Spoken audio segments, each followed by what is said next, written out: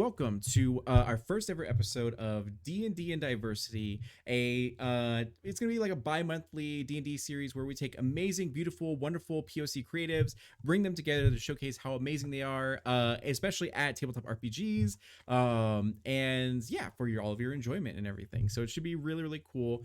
But I'll get into that a little bit later, as I first want to introduce our cast. So we're gonna have them introduce themselves about how amazing they are, where they can be found, and if any of them is shows any sort of sign of humility or humbleness, they're going to get a disadvantage on their first roll. So you've got to use your whole chest to introduce yourself, starting with Rising Valkyrie. Okay, I'm British, so that comes with the territory.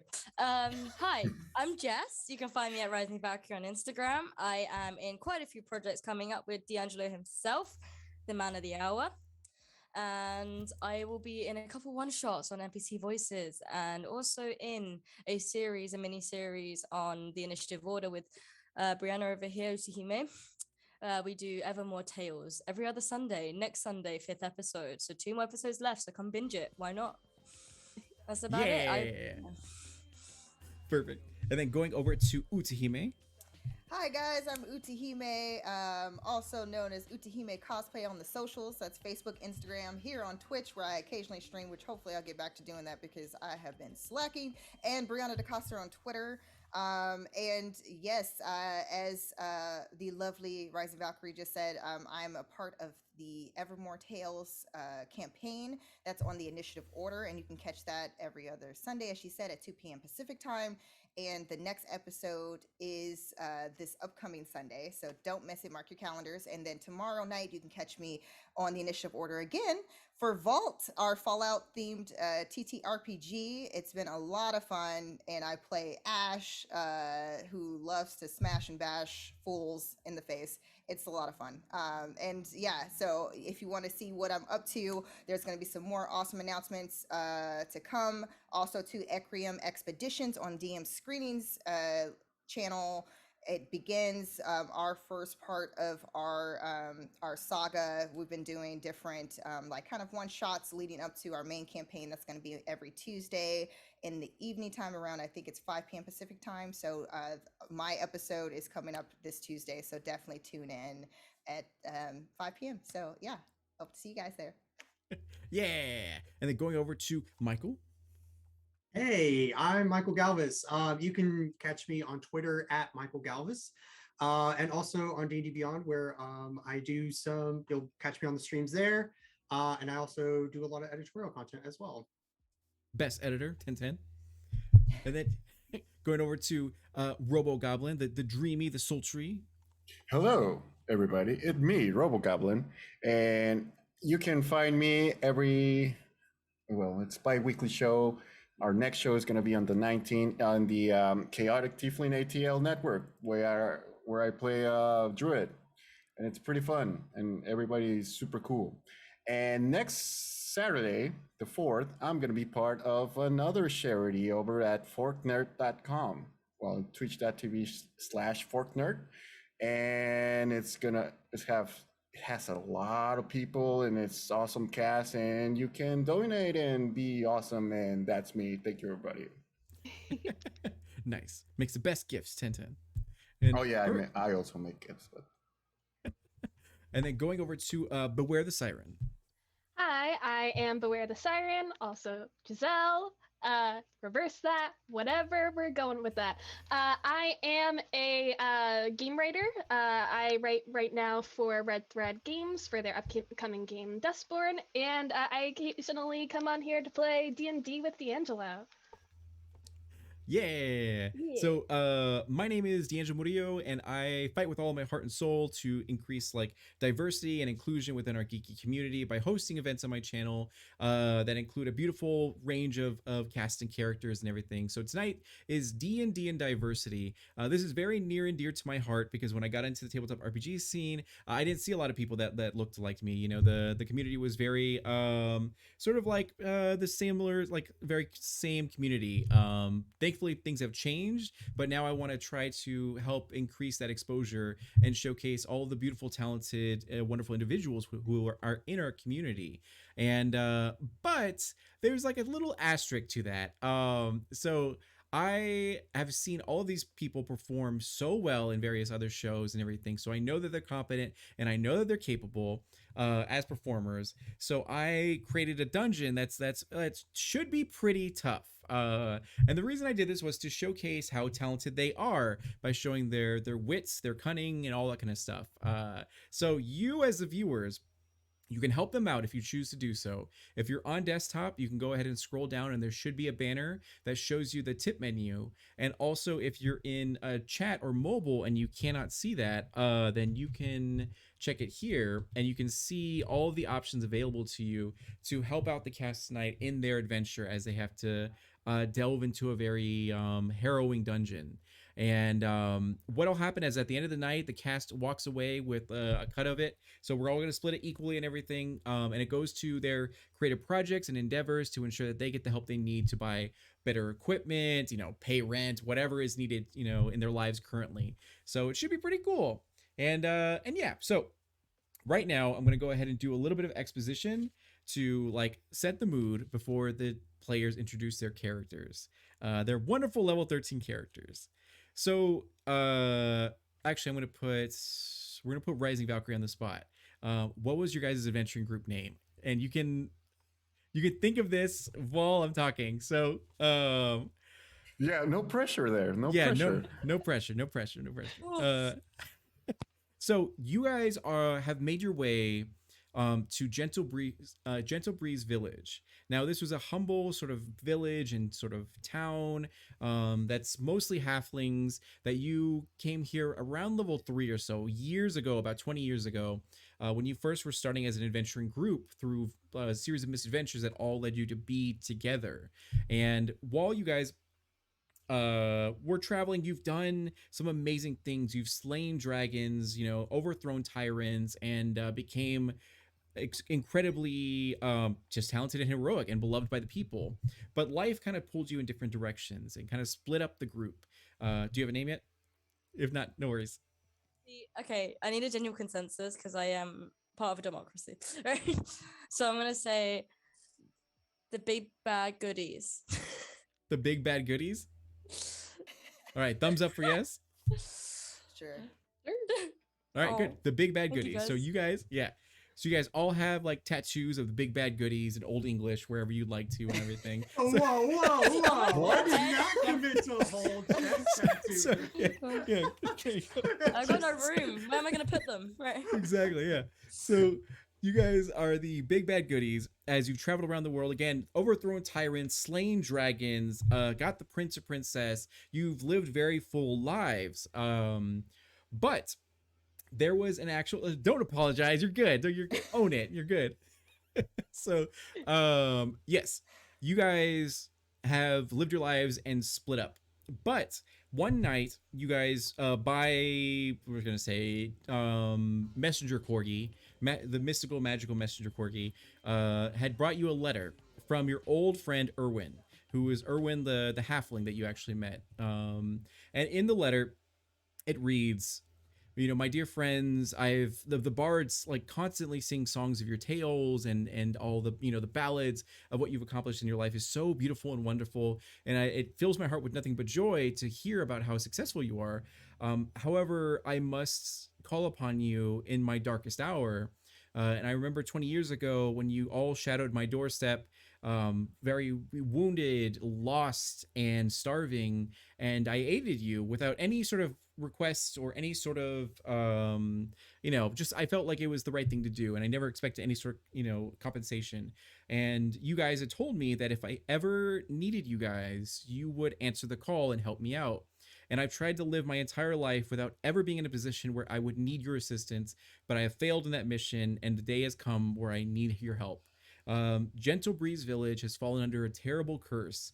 We encountered a hag, and we unfortunately, our soldiers found that her daughter was like corrupting our children, making them do weird stuff and everything like that, and we killed her. But the mother of that hag was very extremely powerful and placed a curse upon our land that made a majority of the population asleep, and we cannot wake them. Nothing we can do can awaken them.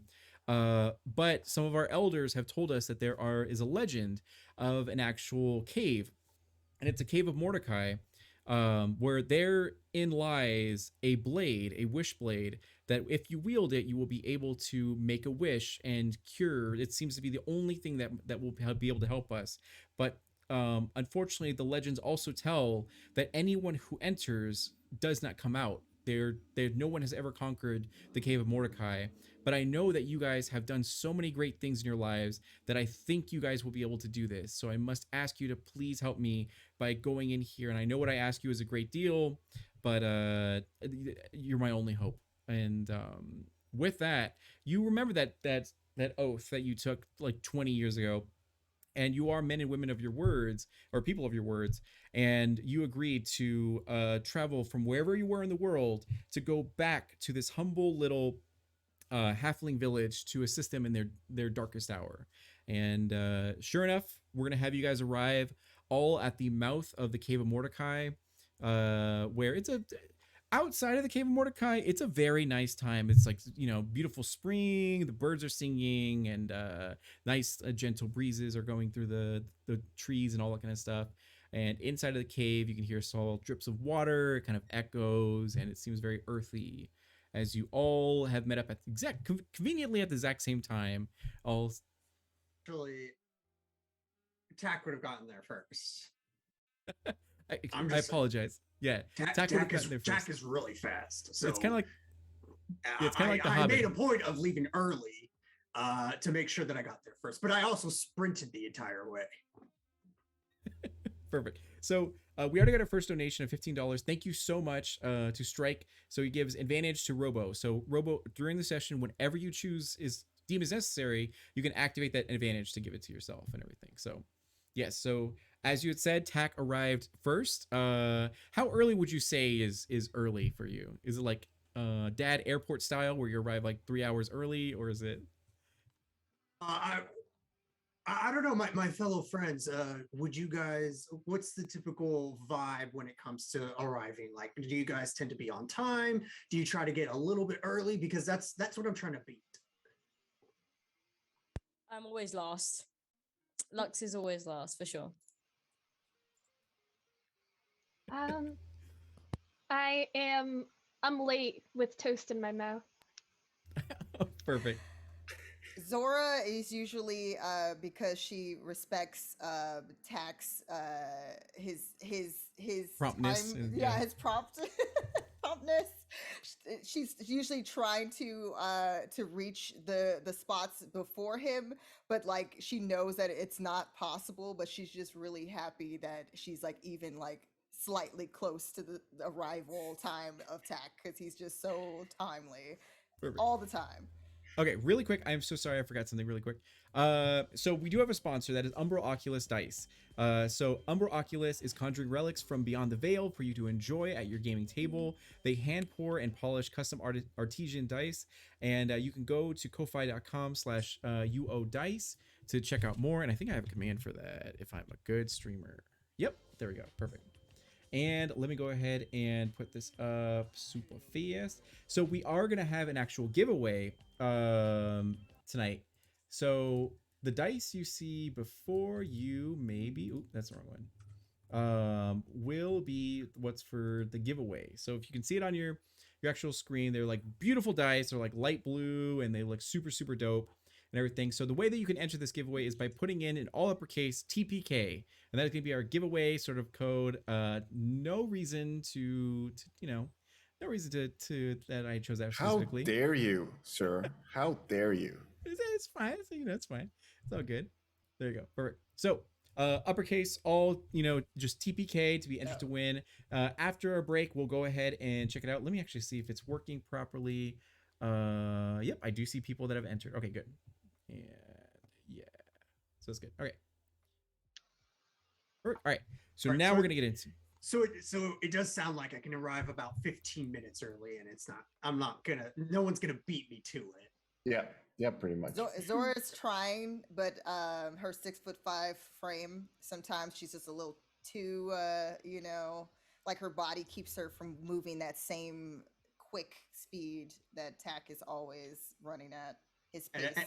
And Tack is about like 5'5", so he's not, he's not the tallest Tabaxi. So if you were to see Tack and Zora running side by side, Tack is like.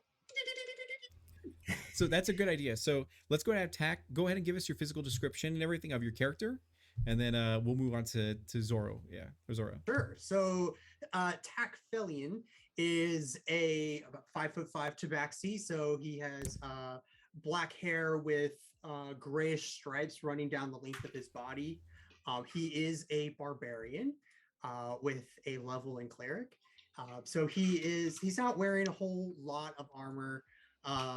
But he does have a very large maul that's about as tall as he is. Yeah, and he has his fair share of battle scars that he's very prideful of. So he likes to show those off, as well as the chest tattoo for the group. Perfect. And what was it? The good baddies? The bad goodies? The bad goodies, Betty. We already forgot the name. The big bad Oh goodies. my God, Big we're bad the goodies. best. Yeah. I'm gonna put it in the chat just in case. Okay, big bad goodies. Yeah. Wait, acronym, guys. The big bad goodies. BBG? The BBG. Yeah. BBGs, Yeah. BBGs, Perfect. y'all. I There you fucked go, up. I fucked up. No, you're good. You're good. You're good. Wait, the big bad bitches. I guess I don't The know. I don't BBB? fucking know. Okay. All right. I don't Moving on. Zora. B squared. There we go. No, There you just go. kidding. And Zora, go ahead and give us your physical description of your character. So Zora Stormstride is, as I said before, stands 6'5". So very muscular build. She has really beautiful caramel colored fur, black and brown mane. Her hair is pretty large, and she has golden eyes. She's wearing like a leather armor, but with some armor plating on one shoulder, and there's a shield that she has that there's a image of a tiger and a lion seeming to be in battle. And she has her different gear, and she has, instead of what the team had known her for, which was her great axe, she has now kind of sized down a bit, and she has a rapier at her side instead, which people would find very odd because she loved her great axe, but now she's seems to have changed a little bit, and she has now leather pants and her feet. She doesn't like wearing any footwear because she likes her paws to be, just like nice and stealthy when possible. So she likes minimal when it comes to her gear on her feet. And yeah, she would be basically approaching Tack. Perfect. Ah, friend, how are you? It's so good to see you. Tack, you always beat me. You always beat me. What can I say? I like to leave, a little bit early sometimes. Zora, One of you these must. days, I will be on your back. I'll be on your back, and then I'll jump over, and I'll be right there before you. Oh, we'll see. It's not really important to me to be the first one here. So, maybe sometime you'll beat me. Who knows? What is your insight check? Passive insight, Zora? Oh, my passive insight is a 17. 17? Were you telling the truth, Tack, or are you? I rolled a 9 on deception. Yeah. He's like sweating a little bit as you're like Hey, just describing beating him. you're still somewhere. very sneaky. But guess what? I met your friend, Mr. Shadow, and we've been training together. We've been training. So you know how I was barbarian fighter. Now I'm bit rogue. Oh. Yeah. Yeah. I gotta say, I'm a little disappointed that you didn't put a little bit more time into your barbarian training. I mean, but I am, Is that a challenge? Are you trying to challenge Zora? You think that I have not been training properly? I see. No. And at this moment, Alfonso appears as a third one to arrive. Alfonso, could you introduce the physical description of your character and whatever you want to do in the scene? So, Alfonso is actually a snowy owlfolk. He's a small, tiny owlfolk, and he has like the 2 feathers over his forehead. It looks like I don't know, like tiny ears of it. He's wearing leather armor and a shield with a symbol of Mistra. So, and just tiny pouches all around him. And he arrives in, hello, hello, Oh, hello, trying to find that's you, somebody. Alfonso. Sorry, Stormride, is that you? Oh, friend, I'm so happy to Hello! see you. And he just, I put the armor so if you want to land at any point, the shoulder's here. If you want to- remember? Thank you Yes. very much, Sora. Hello, hello. And he's trying to hug you, and then he says, Takfelian, hello. Oh, my good friend, my good. How's the wing? How's the wing? You took a nasty fall last time, yeah? It's way better. It's better. It's better now. How are you? I'm doing great. I've just been here for a bit. I enjoyed a nice little meal. It's not a big deal. I like to be here on time, but no big deal if you're a little bit late sometimes. That's what I say. I actually got here 2 minutes before the set time because I don't want to be late, but I also don't want to be too early I just remembered you were always the first one at class. Hello. Oh, yeah. No, that's, yeah, you don't have to be arriving early. You don't have to worry about that. I'll get here. I'll keep an eye on things. I'll make sure that there's, nothing hiding in the bushes. You just worry about yourself. That reminds me, the one who was very good at hiding in bushes was a certain Lux. Lux did not have good attitudes last time, but I mean, I tried to make her a friend, but she did not want to be friends with Thora. I don't know why. And at that moment, Cassidy Star will arrive with a piece of toast in mouth, late for class. All right. So Cassidy is a human. She's got dark skin, very like long curly hair. She's 17 years old, and on her shoulder she has a white cat that doesn't. You think it's a cat. It looks off, but you're pretty sure it's a cat. And she strolls in. She's sorry I'm late. Oh my friends. Oh, you look different. Cassidy. Hi, everyone. Hi. And you look exactly the same. What is your beauty regimen?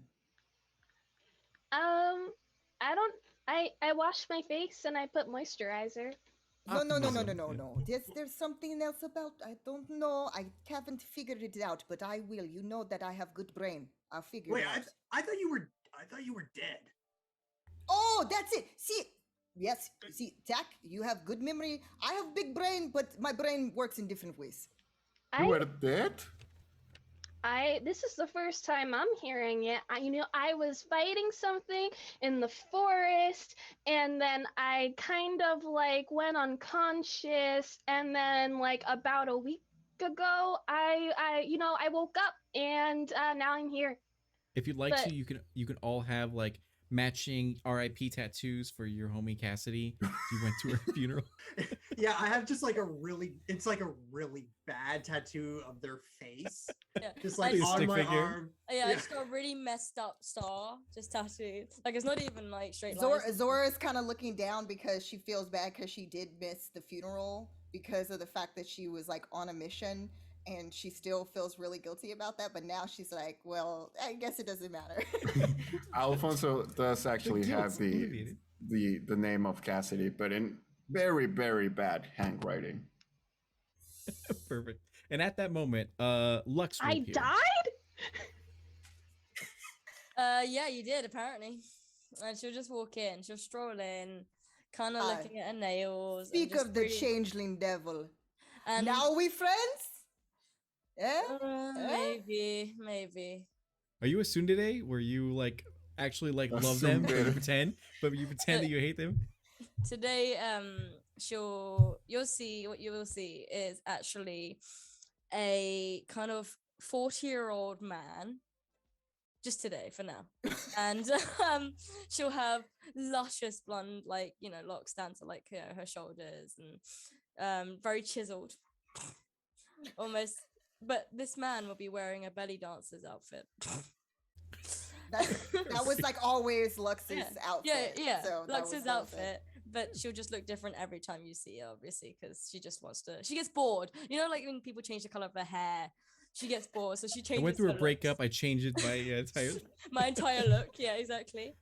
She'll stroll up, and then you'll see this very effeminate man, almost like Jason Momoa, but very effeminate.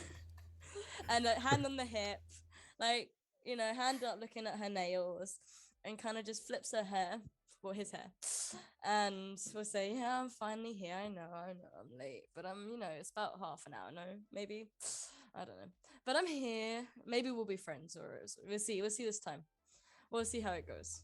So, one, thank you so much to Time Lord Wife for rating us, because with those 31 viewers, I really, really appreciate that. This is D&D and Diversity. They're about to embark in a very, very hard dungeon crawl, and you can tip to influence the show to give them advantages and everything. Speaking of which, we did have a donation for $30, which now RoboGoblin has two advantage opportunities, and then there's one for the pool overall. So if anyone needs one, you can expend that one later on. So which will be coming very, very soon. Thank you very much. Thank you. Thank you. And yes, so you are all in front of one another at the mouth of the Cave of Mordecai. You all have the scroll in your bag or like what have you, wherever it might be and everything. Do you choose to descend, or do you want to like talk out here for a little bit? Completely up to you. So you'll see myself kind of tapping my whip at this point that's attached to her hip, right? That's like strapped on.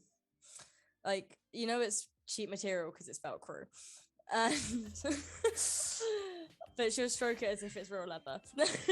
And so she got a whip at her hip, and she'll have a rapier on her other hip pointing out. You will know from before that the whip is a whip of warning, so she tends to be very alert and ready for anything.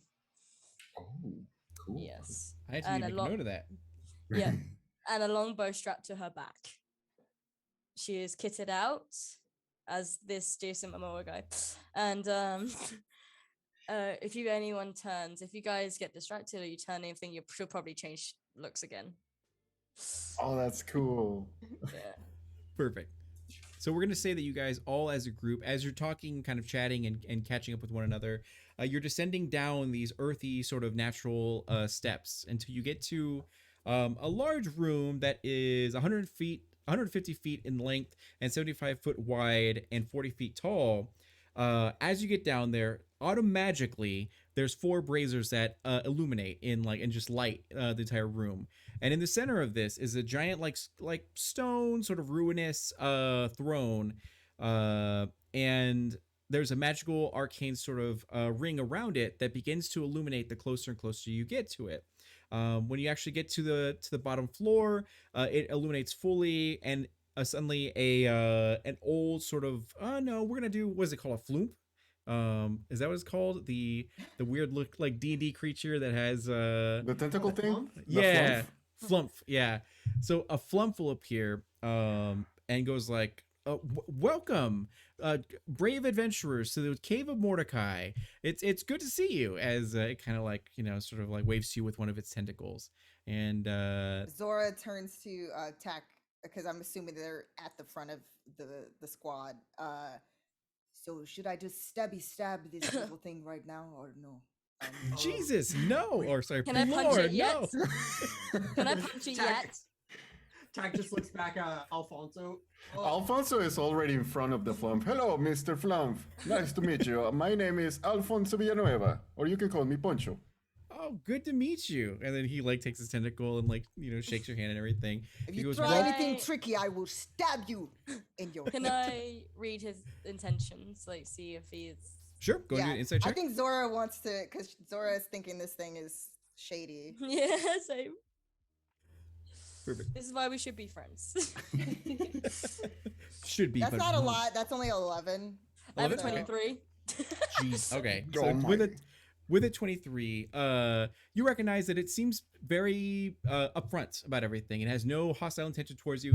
So how weapons of warning work in sort of my D&D thing is that whenever a creature has a hostile intention towards you, it'll glow to a color of your choice.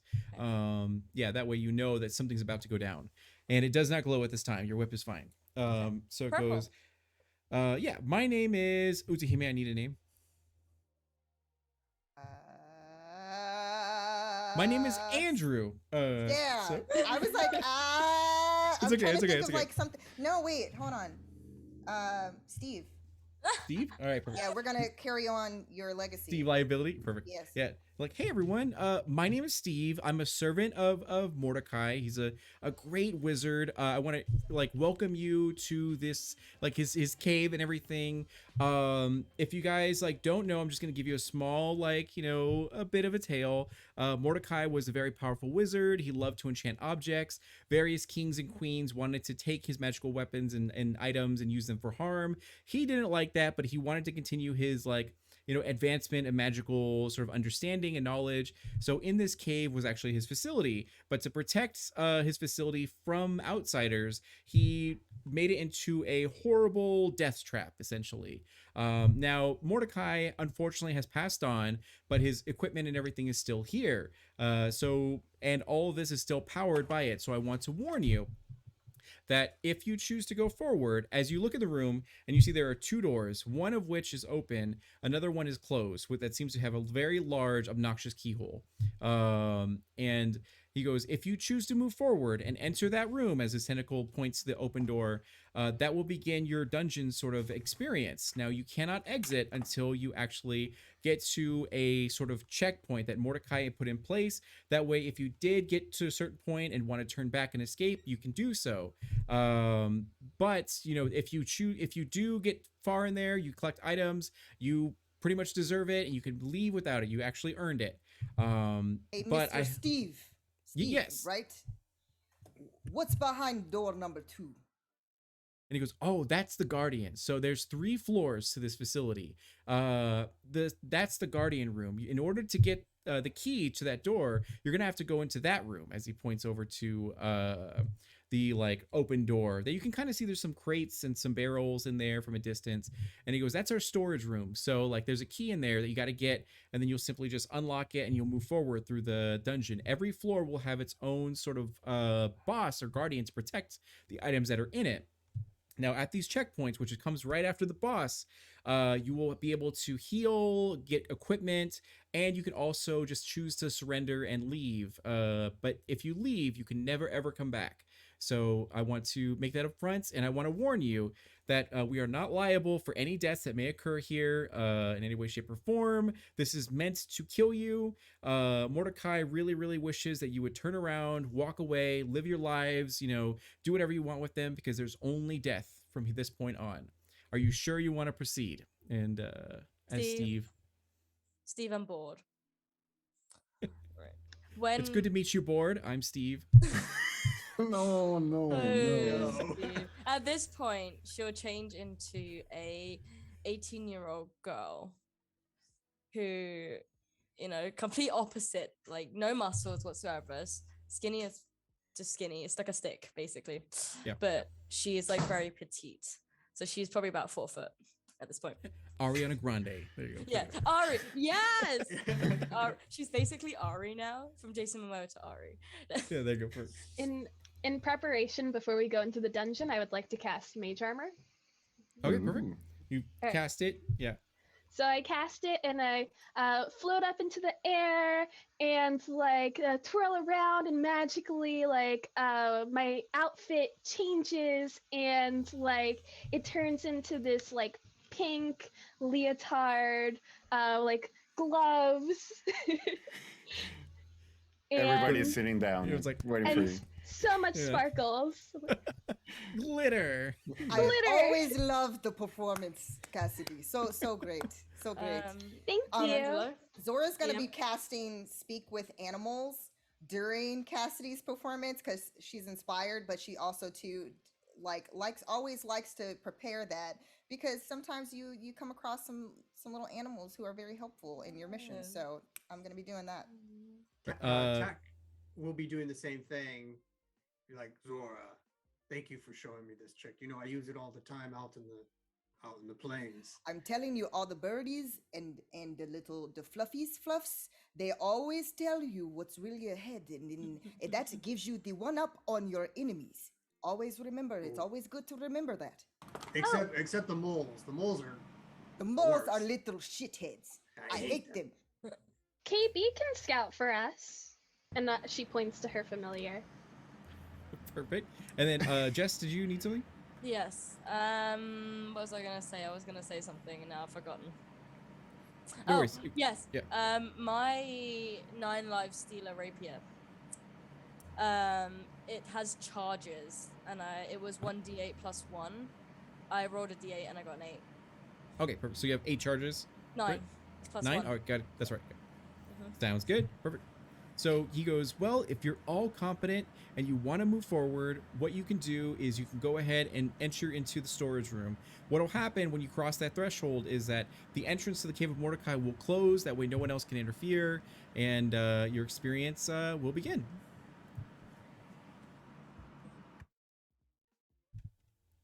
Let us go on an adventure. Perfect. Death is my middle name. I'm not afraid. Let's go forward. I've I been miss- charged with killing witches. I'm sorry, guys. Are we just gonna kind of like skip over the fact that one of our members was not alive recently? I mean, Oh, it's fine. Come on. Stop it. Actually, now that you say that, Cassidy, do you mind if I help you out this time? I can protect you from death now. Would you like that? That would be lovely. I don't want to die. Okay, okay. that I was just- her last words too. She was like, "I don't want to die. I don't want to die." I You're have welcome. nightmares, you guys, and we're just gonna die. Don't worry about it. We're just gonna But say, she like, did die a beautiful death that was glitter and lots of lights and twinklies. Yes, I still remember the fireworks, and then there was that great platinum gelatinous cube that cried over her dead body, and it was just. Platinum gelatinous I couldn't cube. even go to her funeral. I was on a mission. I know. I waited for you. We started 30 You minutes always late. on See? time. I'm See? the We're Zora, and we But the- have to. It's just so I don't strong. remember any of this. Steve is For the like has a first cup time, I of tea that is like, yeah. That was the first time I was ever on time. Oh. Yeah. Aw. That's the only time. In that it would unison. ever Character- happen. Character Aw. growth. Yeah. Your character arc. Right. Yeah. No. And I'm just gonna death ward Cassidy, and I'm Okay. gonna give you one of my feathers. Like, here you go. Oh, thank you. Thanks, Alfonso. Cassidy, I guess you're okay. That's a lot You're coming okay. from you. I really appreciate it. I'm sorry. I'm not very emotional as a person. That's fine. I try. So, my friends, would you like to enter into the cargo room, the So storage what room? would happen if I just break down the lock in the door that is closed? Because I don't trust closed doors. So if I Sure, go decided for to it. just use my strength, what would happen? Steve tells you just very nonchalantly, like, well, I mean, there's traps to prevent sort of that. You can do whatever you like to. So Mordecai always enjoys people who try to think outside of the box, or tries to break the box, I guess. But there will be consequences as he like continues to drink his tea. Can I scout out this lock? Sure. You head over to it Yeah. immediately as you approach. When you get like 10 feet away from it, you can see a light green shimmering sort of glow that you can feel is like sort of magical energy from it. Anyone who's trained in Arcana can do an Arcana check to try to identify what's going on with it. Yeah. And That was a 3. you're like, it's fine. It looks normal. It's just, It's yeah, fine. It's not even it's glowing. just aesthetics. Yeah. It's an 11 for me. 11, same. You're not quite sure. 13. You know it's 13. 13. Yeah, you know it's magical in nature. You don't know what it does though, but it's going to do something if you interfere with it. Yeah. So Alfonso, you're saying that I should not open this because I might go boom boom? It's fine. It's probably fine. You are protected, right? I mean, with my beautiful fur and my armor and shield, but that's it. Do Okay. you know what? Do you know what? I tell everyone to stand back, right? This tiny Ari size girl. She's telling you all to back up, right? She pulls her longbow out and she's gonna fire straight into the lock hole. Okay. How far away are all of you from this door? Now, again, this room is 150 feet in length, 70 feet wide. And 70 feet wide is like the door, and then 70 feet back is the furthest you can go. I say back up to the wall, everyone. All right, Okay. I will follow that. Yeah.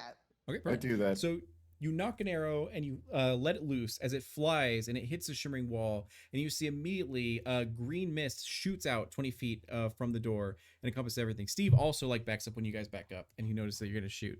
And anyone who is trained in Arcana understands that that is Cloud Kill that was cast at the floor that kind of like dissipates, and then the green shimmer goes back up and restores itself. Yeah.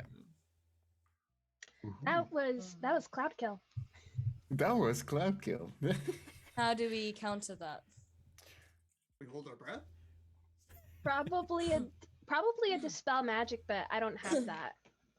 Allow me, friends. And I can't cast spells using Mage Hand, right? I cannot do that. No. No. Okay. It's Steve is like, you can go into the storage room. It's right over there. I can actually see the key if you look, and you're gonna look from where you can see, and there's like a key that's like on a crate, and then like, We like to do things the hard way, okay? That's what we do. Gotcha. Let you do your thing as he like continues to. Okay, I'll just use my Mage Hand and grab the key, and then unlock the door, I guess. So you use your mage hand to go now. This storage room is on the 150 lengthwise. So you entered into one section to the Cave of Mordecai, to this area, and then on the 100 feet on the other side is the entrance to this storage room. So you guys use your mage hand, and it floats over to that entrance, and the moment it bypasses the door, the entrance to the Cave of Mordecai shuts closed. And he goes, all right, well, good luck, as Steve twirls and then disappears. And yes, so your mage hand is now in the room.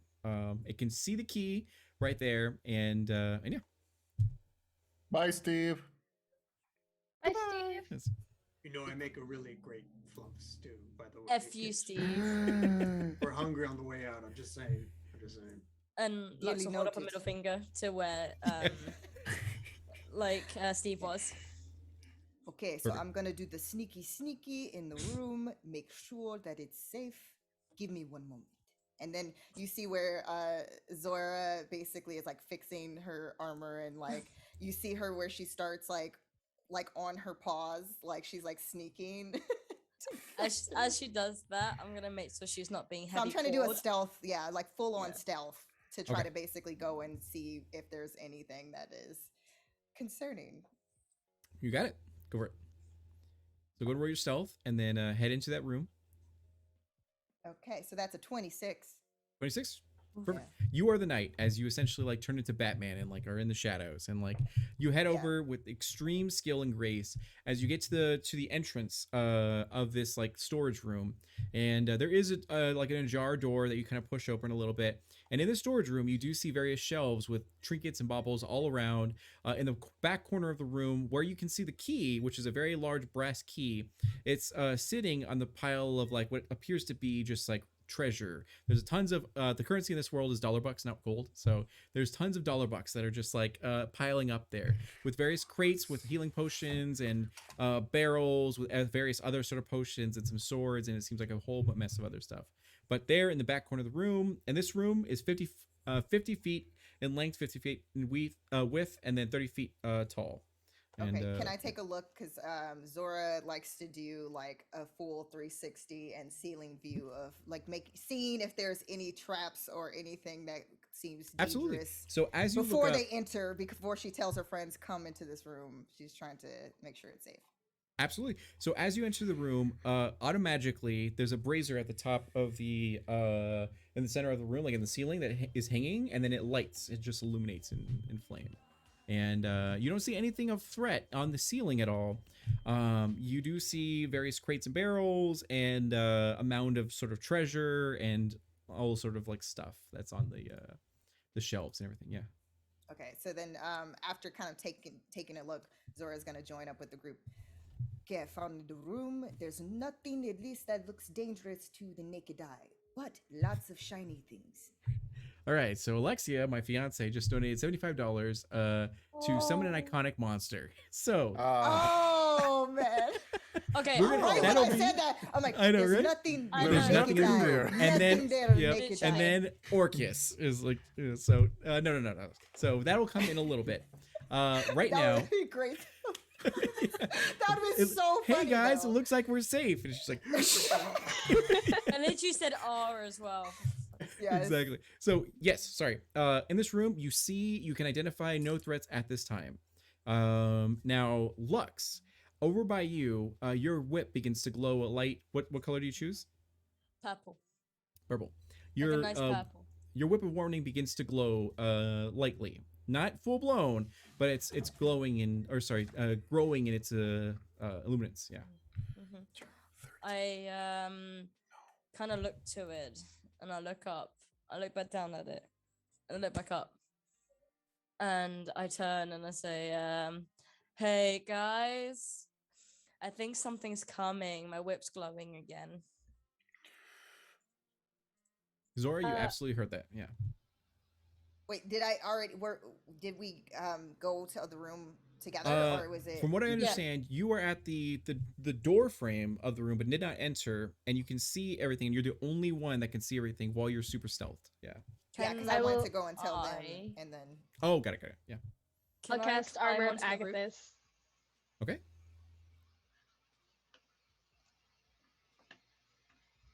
And what else? How would you like to handle the situation? You still need the key that's in the back corner of the room. Okay, so maybe if I do my sneaky with a little flippy, maybe I can go grab it. Yes. I would like to climb into that room, but stay on the roof of it and follow Zora to the Yeah. back. So of the room. I'm gonna try to Yeah. like sneak in I'm gonna athletics sneak. to try to go, or acrobatics. I don't know. To try to Sure, go for it. Whatever you want to try. full on entrapment. This. Yeah. Just over the top, like not really necessary because it's not like there's anything blocking the path, but Yeah. she's just not sure. So she's Like kind of Crunk like in so she's a- kind of like flipping and like like leaping to like either side of the room and then like crawling a little bit and you just see all of this going on and you're like, what is Perfect. happening?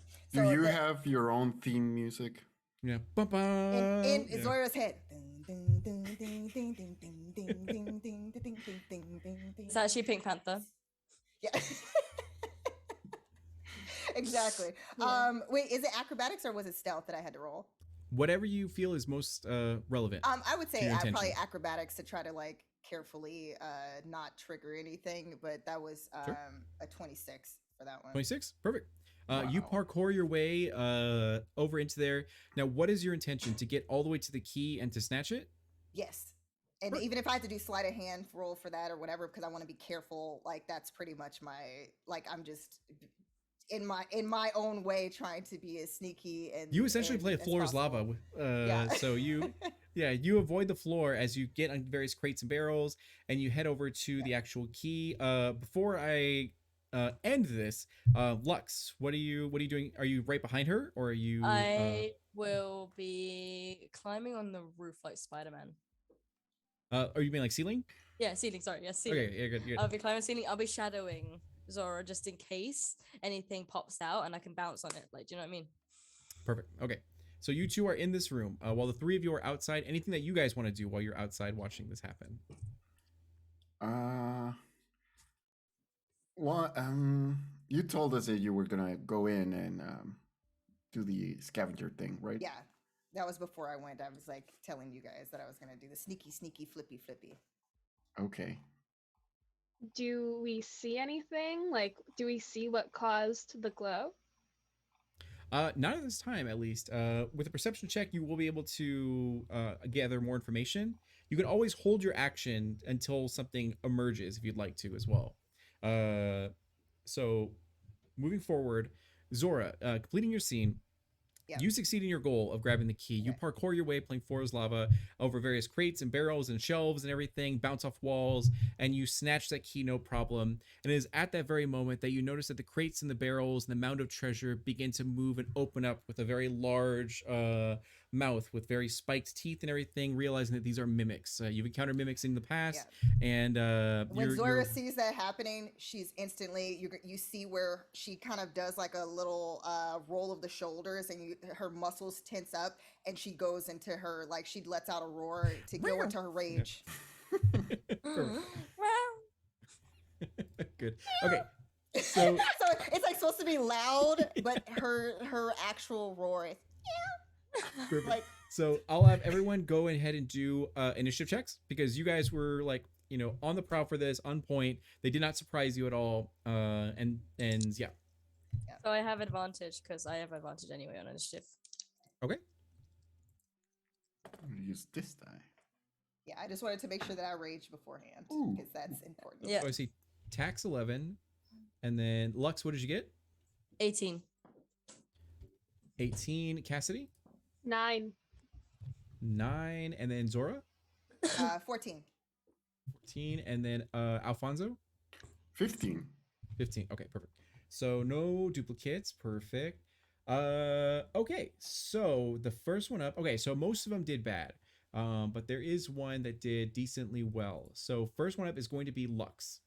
So in this room, you do see that there are, it looks like 4 mimics, 2 of which seem very, very small, minor containers, minor little chests. One that's moderate sized barrel, and then the other one is a large mound of treasure that the brass key was standing on or sitting on. That one is the largest one in the room. So what I'm gonna do, because I'm above them all, right? Correct. Yep. Yeah.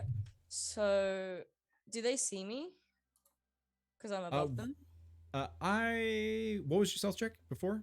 Oh, I didn't roll one. Give me a sec. Okay, no worries. Go ahead and do, yeah. Yep. That is a 25. 25? Yeah, they did not see you. They focused on Zora. That's who they're focusing on. Yeah. Okay, can I literally drop onto the biggest one with the key? Sure, go for it. With my rapier. Go ahead and have advantage due to a surprise attack, I'm going to say, because I said that they did not see you, and then now you're striking. Okay, let's go. I'm excited. Woo! There's 29 to hit. Yeah, you absolutely hit. The AC is 12, so I'm pretty sure you guys are all going to get this one. Okay, and then I'm going to hit for damage. Where is it? What am I rolling again? Oh, that was it. That is a... Oh, God, I can't math today. 14. 14, okay. I'm also going to use my flurry of blows. Yeah, I'm gonna spend 1 Kai point. Uh-huh. And I'm gonna use 2 more unarmed attack. Oh no, flurry of blows attacks. Okay, go for it. I don't get advantage on these ones, do I? Damage, so. True. So that is a 23 to hit the first one. Absolutely, yep. And the next one is a 19 to hit. 19 will hit, yep. I'll roll my damage. This is a 4 and a 1. That is a 5 plus 10 is 15. 15 damage, okay. Yep. And sorry guys. I'm going to use my Death Strike as well because I hit it with a Kensei weapon. So I'm going to spend another Kai point to do an extra D8. I'm going to do an extra D8. Okay. That is 7 points on top of that. Perfect. Yep. And is it looking fragile now? It is bloodied, yep. It's bloodied. Okay. I'm going to use one of my charges. Oh no, don't worry. Never mind. I misread that. Don't worry. That's all good. I'm going to leave it at that. Okay. I think I'm good. So that was you. So you were the 18. And then after that will be the moderate mimic. So this mimic is going to be, we're going to say right next to Zora. as it's going to try to strike you, as it has a huge mouth and a huge tongue, as it opens up wide and then goes to strike you and bite at you. Which that is going to be. Let's roll my Umbral Oculus dice. That is 9 plus 5, so 14 hit. I don't know if it's gonna. Yeah, that don't hit you. All right, perfect. And I think it only has one attack, so that was it for it. So then it's gonna go over to Alfonso. Awesome. So I just go with my friends that are already there. I just fly over them. Is everything okay? Yeah? No? Oh, is that a mimic? No. And I just take out a flask and I dip it and I use it a bubble one. And I dip it. And are these mimics within 5 feet between each other, or are they? Yeah, actually, they're all grouped in like kind of the same corner, within like 15 feet with one another. Yeah. Awesome. I'll just choose 2. You tell me which ones are those, and I'll blow on my bubble wand, and I use acid splash. So a bubble will fly over them, and it's gonna splash them all, and they gotta make a dexterity saving throw. Okay. So there is, I think, 4 of them. Yeah, 4 of them. So 18. One, You gotta beat it. Yeah. Jesus. All right, that's a 17, so that doesn't work. That's a 12, so that doesn't work. That's also a 17. And that's a 14. So they all failed in this. Hell yeah. And they're gonna take. Oh, that's pretty good. 5, 11, 12. Yeah, 12 acid damage. What was it? Okay. So the 2 smaller, they're small little like ankle biter sort of chests that are like making their way towards Zora's ankles, immediately just like melts. I don't know what like mimics the biology or anatomy of a mimic is, but you see like flesh melts, you see bone of a mimic and everything like that, and they're just like so 2 of them die immediately. The other one nice. That's how the BBGs do it, buddy. God. All right. There we go. All right. So anything else for you? That's all. Okay. Perfect. And Cassidy, you now have 1 advantage that you can have in your like sort of pool. Thanks, sis. Oh, that's sweet. And then Zora, you are next. So Okay. right next to you are the moderate and giant mimic. Yeah.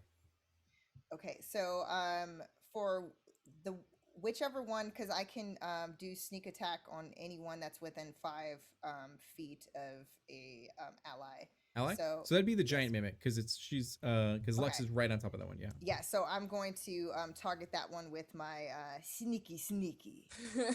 And so the first, because I have 2 different attacks. The first one is a. This is so ridiculous. I rolled a 19 on the die, but I have a plus 13. Jeez. Yeah, that So, hits. Yeah. You needed 12. Yeah. Yeah. So I'm gonna roll the initial damage first, which is 1d8 first. Okay. So that's an 8 plus 10, so that's 18 for that. Let me add the 2d6 from my sneak, and that's 5 additional points of damage. Okay. Perfect. And then go ahead and describe to me how you kill this giant mimic.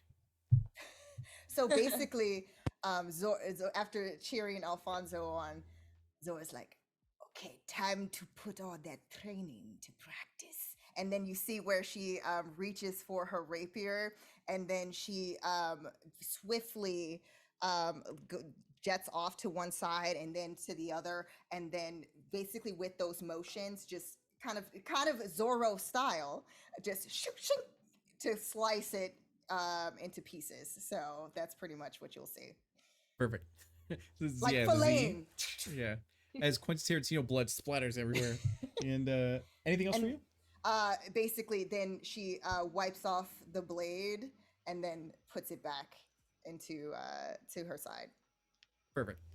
After you, it's gonna go ahead. Oh, I and still have one more. Oh, go for it then. There is the moderate mimic that's right next to you. Okay. And this one is just a regular hit. So that one is 21 to hit. 21 to hit. Yep, you do hit it. And that's 17 points of damage for that one. Okay, there we go. Perfect. And all right, so after you, which you were 14, so then it's gonna go to the giant mimic, and the other ones didn't even get to attack. Oh my god. Yeah. All right. So now when I do that, I'm gonna make sure too to like when I do the whole swipey swipe, I want to make sure that I basically disengage. So I'm bonus you take a few action, steps back? Okay. somewhere wherever there's like somewhat shadow. So Zora's gonna kind of like slinkily move to get in the shadows. Perfect. Okay. After that, it's gonna be tack. So there is one mimic left. Doesn't look too good. It is a barrel. Yeah. Okay. I will use my boots, my winged boots, to just hover slightly above the ground because just in case there's any traps. I've triggered so many traps in my day. And then I will rush forward with my maul. And the way Tack fights is he has a very massive, very heavy maul. So when he swings, he just uses the momentum. So he'll like swing it, let it swing him around, and then he swings it again for a second attack. Nice. So I won't rage for this. I'll just attack twice with the maul. You aren't worthy of raging. Yeah, exactly. Over there. That will hit with the 28. Oh yeah, absolutely. It's for 16 points of bludgeoning damage. Okay. And then a 17 to hit with another 18 points of bludgeoning damage. Okay, perfect. It doesn't look good at all. So after you, anything else for you? Nope, that is gonna be it. All right, Cassidy. You see this mimic that looks very beaten and very broken, and you see it just like look at you, and then a picture of its like mimic family falls out of its pocket and onto the floor. It's like. How far away am I? We're gonna say you're like 25 feet away. 25 feet away? Okay. So I'm going to cast Eldritch Blast, and I'm going to say, by the name of the stars, I'll punish you. Perfect. Oh, it's so bright. God. Exactly, yeah. The sparkles begin. All right. I guess that's cool. I guess it's cool. So my first Eldritch Blast, that's a 25 to hit. Hits. Okay. Do I do all of them first, or roll for damage? There's a tiny little bit of health, so go ahead and roll for damage right now and let me know what it is, because you're probably gonna kill it. That's the D10. No, that's a D8. That's the D10. 11 damage. Yep, you murdered it. So do you want to describe how you kill this mimic? So my Eldritch Blasts are like heart lasers. So I point my finger at it, and it just gets blasted with this big pink heart. Yeah. Perfect. So it goes, it's like, "Bah!" as a Dragon Ball Z like fades away. And so after this, you hear like, "Bida Buddha Buddha Bip," as anyone who's outside of the actual like room can see the green glowing shimmering has like dissipated and is now no longer there, as Zora has in her hand the brass key that you guys need for this. And in one of the crates nearby that you kind of like poke with your sword a little bit just to ensure it's not a mimic, there are 3 normal healing potions available there. Okay. Oh yeah. Who's- I know Zora's taking one of them. Like, Who's mine. squishy? Who would like the potions? They're gonna help you up. I'm gonna take one because I don't have all the sparklies and the magics that you two have.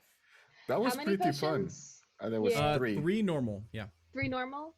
Oh, well, I already have one, so you guys can take. I don't need it. Come on, Lux. You probably need one.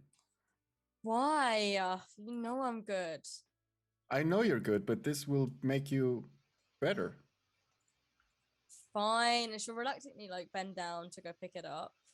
But at Oh. this point, she is already transformed to like a 80-year-old woman hag. That person.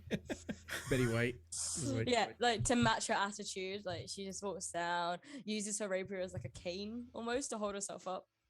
It's Wait, like a still- mood ring, but you're actually turned into different people. Are you still wearing the same like top? Oh, yeah, and, it's the belly yes. dancer outfit. Yeah. Oh Perfect. yeah. So you guys, Laura's like hiding her eyes. You can see so the just to wrinkles. confirm, who got the 3 healing potions? So I got one. Okay, 1, 2, 3. All right, perfect. So that's been distributed.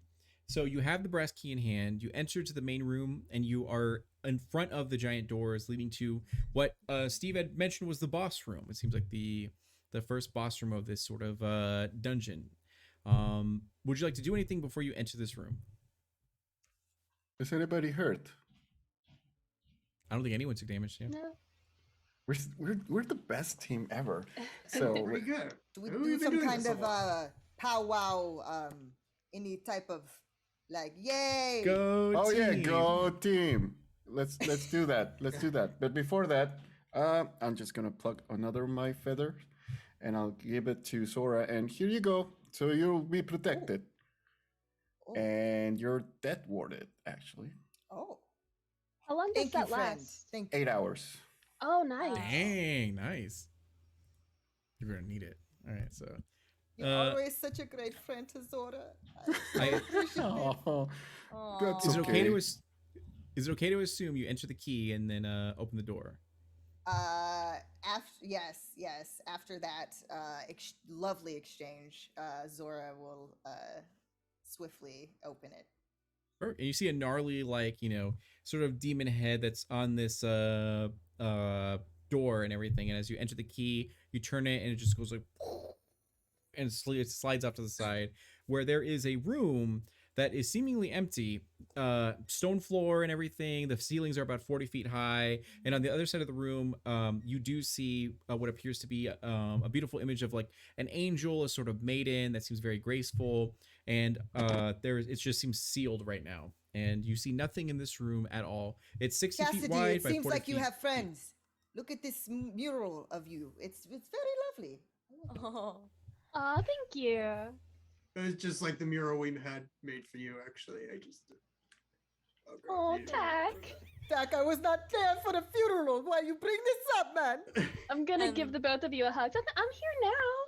And Oh, while you're Oh, while you're thank you. distracted, Lux will turn around and like wipe a tear off her fucking cheek, and not Okay, make okay, sure we- none of you notice. We I'm must not focus. crying. We must Yeah, I'm focus not on. crying. You're crying. We must try to concentrate on the killing and the slashing of throats. Right, Let's right, go. right. Lux will, as this old woman, she will Naruto sprint up the sidewall and onto the roof, the ceiling. Sorry, to investigate the ceiling. Perfect. You investigate the ceiling. There doesn't seem to be anything there. However, your whip is absolutely super bright. What was it? Purple? Yellow? Yeah, purple. Purple. Yeah. Super violet. But you see nothing around here at all. You hear nothing. It's simply just an empty room. Okay. Can I run over? And I'm gonna from- need everyone to do initiative checks really quick. Oh my god. Oh, I was about to say, Oh, can I shit. stealthily go? Never mind. Yeah. Never mind. Fine. Jeez. Okay. Gosh. Better.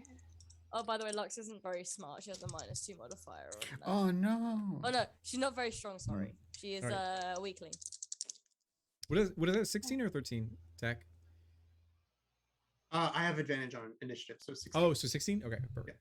Wait, Right. did my rage carry over, or is it basically? We'll say yeah. It's been so okay. quick that we'll say yeah. Okay. And then Lux. 23. 23. Okay. Cassidy. 15. 15. Okay. And Zora. Dirty 20. Okay. And then Alfonso. 12. 12. Okay. So we're gonna bump this up then. There we go. And perfect. So first one up is Lux. You are in this room on the ceiling as you described previously. You see nothing here. Now, if you have anything that can enhance your sight or whatever, you can choose to do so, but at this moment you don't really see or hear anything. Let me see. Let me see if I can. Everyone else have a think too. I don't know. Yeah, and you can always hold your Uh, action if you don't know what to do until something happens. No, I'm gonna actually Naruto sprint across the ceiling towards a tapestry and investigate it. But yeah, Sure. So you're on the ceiling. You head over to the maiden door, and it looked great. It's like good craftsmanship. You know, quality. Beautiful. It's like, is that marble? I think it is. And yeah, it looks good. So yeah. okay. And if you want to, you can hold your action that we don't like waste an entire turn. Yeah, I will slowly with my very frail fingers stroke this marble. feels great. 'Cause Yeah. she has never seen anything so beautiful with her Velcro leather strap, fake leather straps, and she'll just hold her action. Yeah. Okay. After you, it's gonna go to Zora. Um. Okay, let's see. And we're saying that we could, with my passive perception, am I able to, like, with my feline senses, can I smell anything in the air, or like That is a great sense? question. So you had 17 to your passive perception. Yes. You absolutely smell two distinct scents in this room. However, they seem to be more towards the center of the room. Hmm. I see someone else wants to be sneaky. And then Zora will pull from her back a javelin, and she's going to try to aim it towards the center of the room where she smells the strongest scent. Okay, go ahead and give me a perception check. That we can see if you can identify like exactly where that is, because you know the general vicinity, but this will help you to locate it. Okay, 15. We're gonna say a 15 succeeds, so you know the location of one of them, which is so you will not have to roll at advantage or sorry disadvantage for this javelin throw. So go ahead Perfect. and And I still should get that sneak attack, I think, for that one. sure, yeah, Okay, and then that is a 26 to hit. yeah, that'll hit. Jesus. All right, so then we got for that's only 1d6, so that's a 13 plus the 2d6. So 13 plus 6. Okay, 13 plus 6, so 19. Yeah, and that's just for the first hit, but that's with the javelin. So because she wants to try to see, like, she wants to try to basically show everyone where this enemy And sure enough, is. it flies through the air and sinks into the chest of something. As you see, I don't know if elementals have blood, but you do see the javelin stick in the air and like move a little bit. And we saw that in the air. So it's flying above us. Correct. It seems to be hovering about 5 feet above the ground. Yeah. Okay. But So then what Zora then does is, with her second action, she's going to do her pounce, like basically prepare herself to like jut up to like a higher ground, in order to basically, with her rapier in a swift motion, do the same little Z to try to hit whatever it is that she can't really technically see. okay. With the javelin, it allows all of your allies to hit that creature with no disadvantage. The other one, unless they have like blind sight or something that they can identify where that creature is, that it's going to be disadvantaged for that one. So Yeah, so I go want to ahead try and to aim the one that I basically already hit, because at least I know where that's at. And then with my rapier, that is a 23 to hit. hits. Okay. And that is 17 points of damage for that one. 17. Okay. Perfect. All right. Good. Anything else for you? Then with my remaining movement, I want to move within the shadows. If there's a rock, or if there's any place where basically Zora can hide behind, she's going to try to do that. Sure. We're going to say that there's 4 pillars of like maiden-esque statues that stand about 5 feet tall that you can hide behind. Yeah, so now, yeah. Because one of the creatures has been identified, Lux, you can choose to take your turn right now, or you can choose to still hold it if you'd like. No, I'm gonna walk to. How far is it from me? The one with the javelin in Uh, it? yeah, it is. The room is 60 feet wide by 40 feet long, so it's probably gonna be about like 20 feet from you. 25 feet. That's Yeah. fine. My walking speed is 50. Alright, I'm gonna. Okay. Yeah, I know. I'm gonna start walking towards it. With my rapier as like a walking stick, Okay. but at like a normal pace. And as she's walking towards them, she'll change into a dragonborn, a silver dragonborn. As she goes over with this scowl on her face, and she'll walk over and she'll attack with her rapier. Perfect. I'm gonna roll for that. Okay, come on, don't do me dirty. That is a 19 to hit. 19. Okay. 19 will hit. Cool, awesome. And that's. And I'm so 10. sorry. You guys will have flanking because both you and Zora are attacking like the same creature essentially. So you have So what- advantage on your roll. Yeah. Oh, I'm just gonna roll that just in case. Sure. That is a 31 Yeah. to That hit. hits. Just hits. My bad. My bad. Barely It just hits. yeah. miss. Yeah. I just dropped my D8. That's a 3 plus 7. So 10 damage with the rapier. Okay. And what am I gonna do? Hold on, sorry.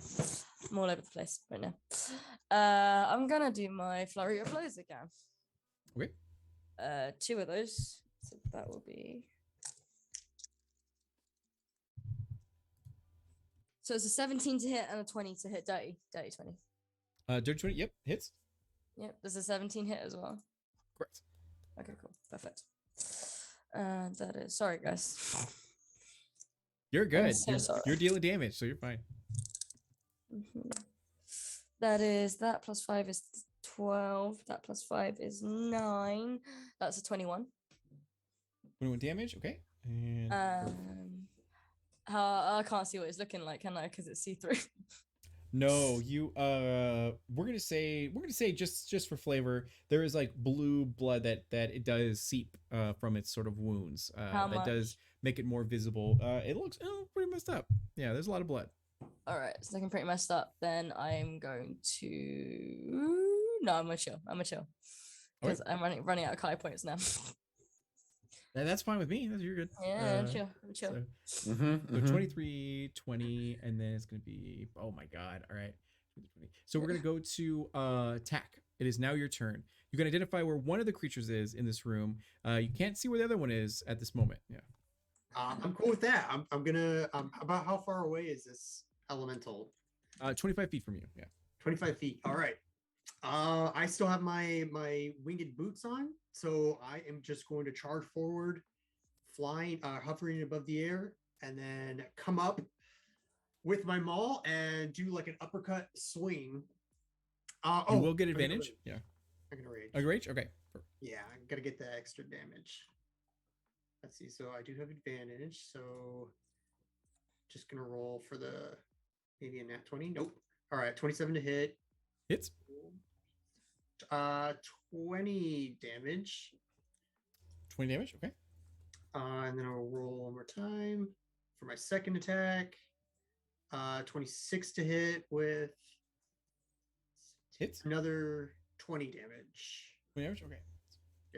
Yeah. And when Taka goes into a rage, the hair on his back just kind of like spikes up. Like maybe he goes a little like Goku style, like all his hair just like gets really. Oh, you're spiky. Tabaxi too, right? Yeah. That's Yeah, cool. it's Tabaxi. Yeah. Yeah.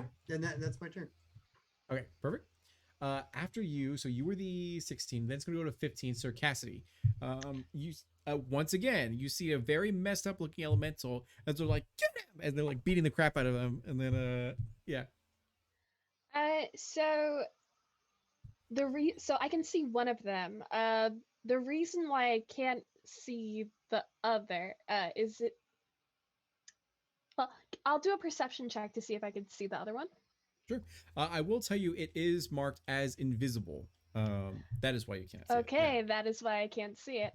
I will hope that I get a short rest after this, and right over. Lots of people there. fireball. Yeah. I have something that can make them no longer invisible, but I don't think that I can distinguish allies.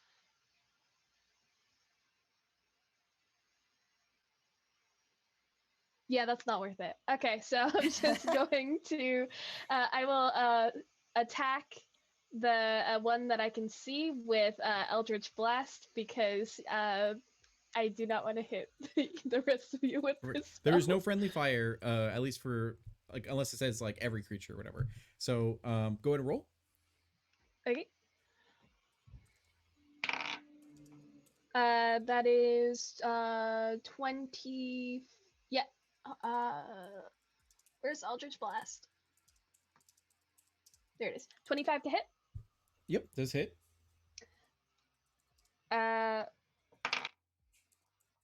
16 to hit. 16 does hit. Or is that 16 damage? No. That was to hit. Okay, right, yeah. And that'll hit. 27 to hit. Yep. Okay. So 7 damage. You watch it as it explodes. Oh, that was only the first one. Yeah, not with harm, but it simply just like explodes in a gust of wind. It's just like, whoosh, and you feel like there's nothing in front of you anymore, or at least like between you guys. Can I transfer those last 2 attacks to the invisible one? You can. That one will be with disadvantage. Now you do have one advantage in the pool if you want to cancel out the disadvantage and roll normally. It's up to you.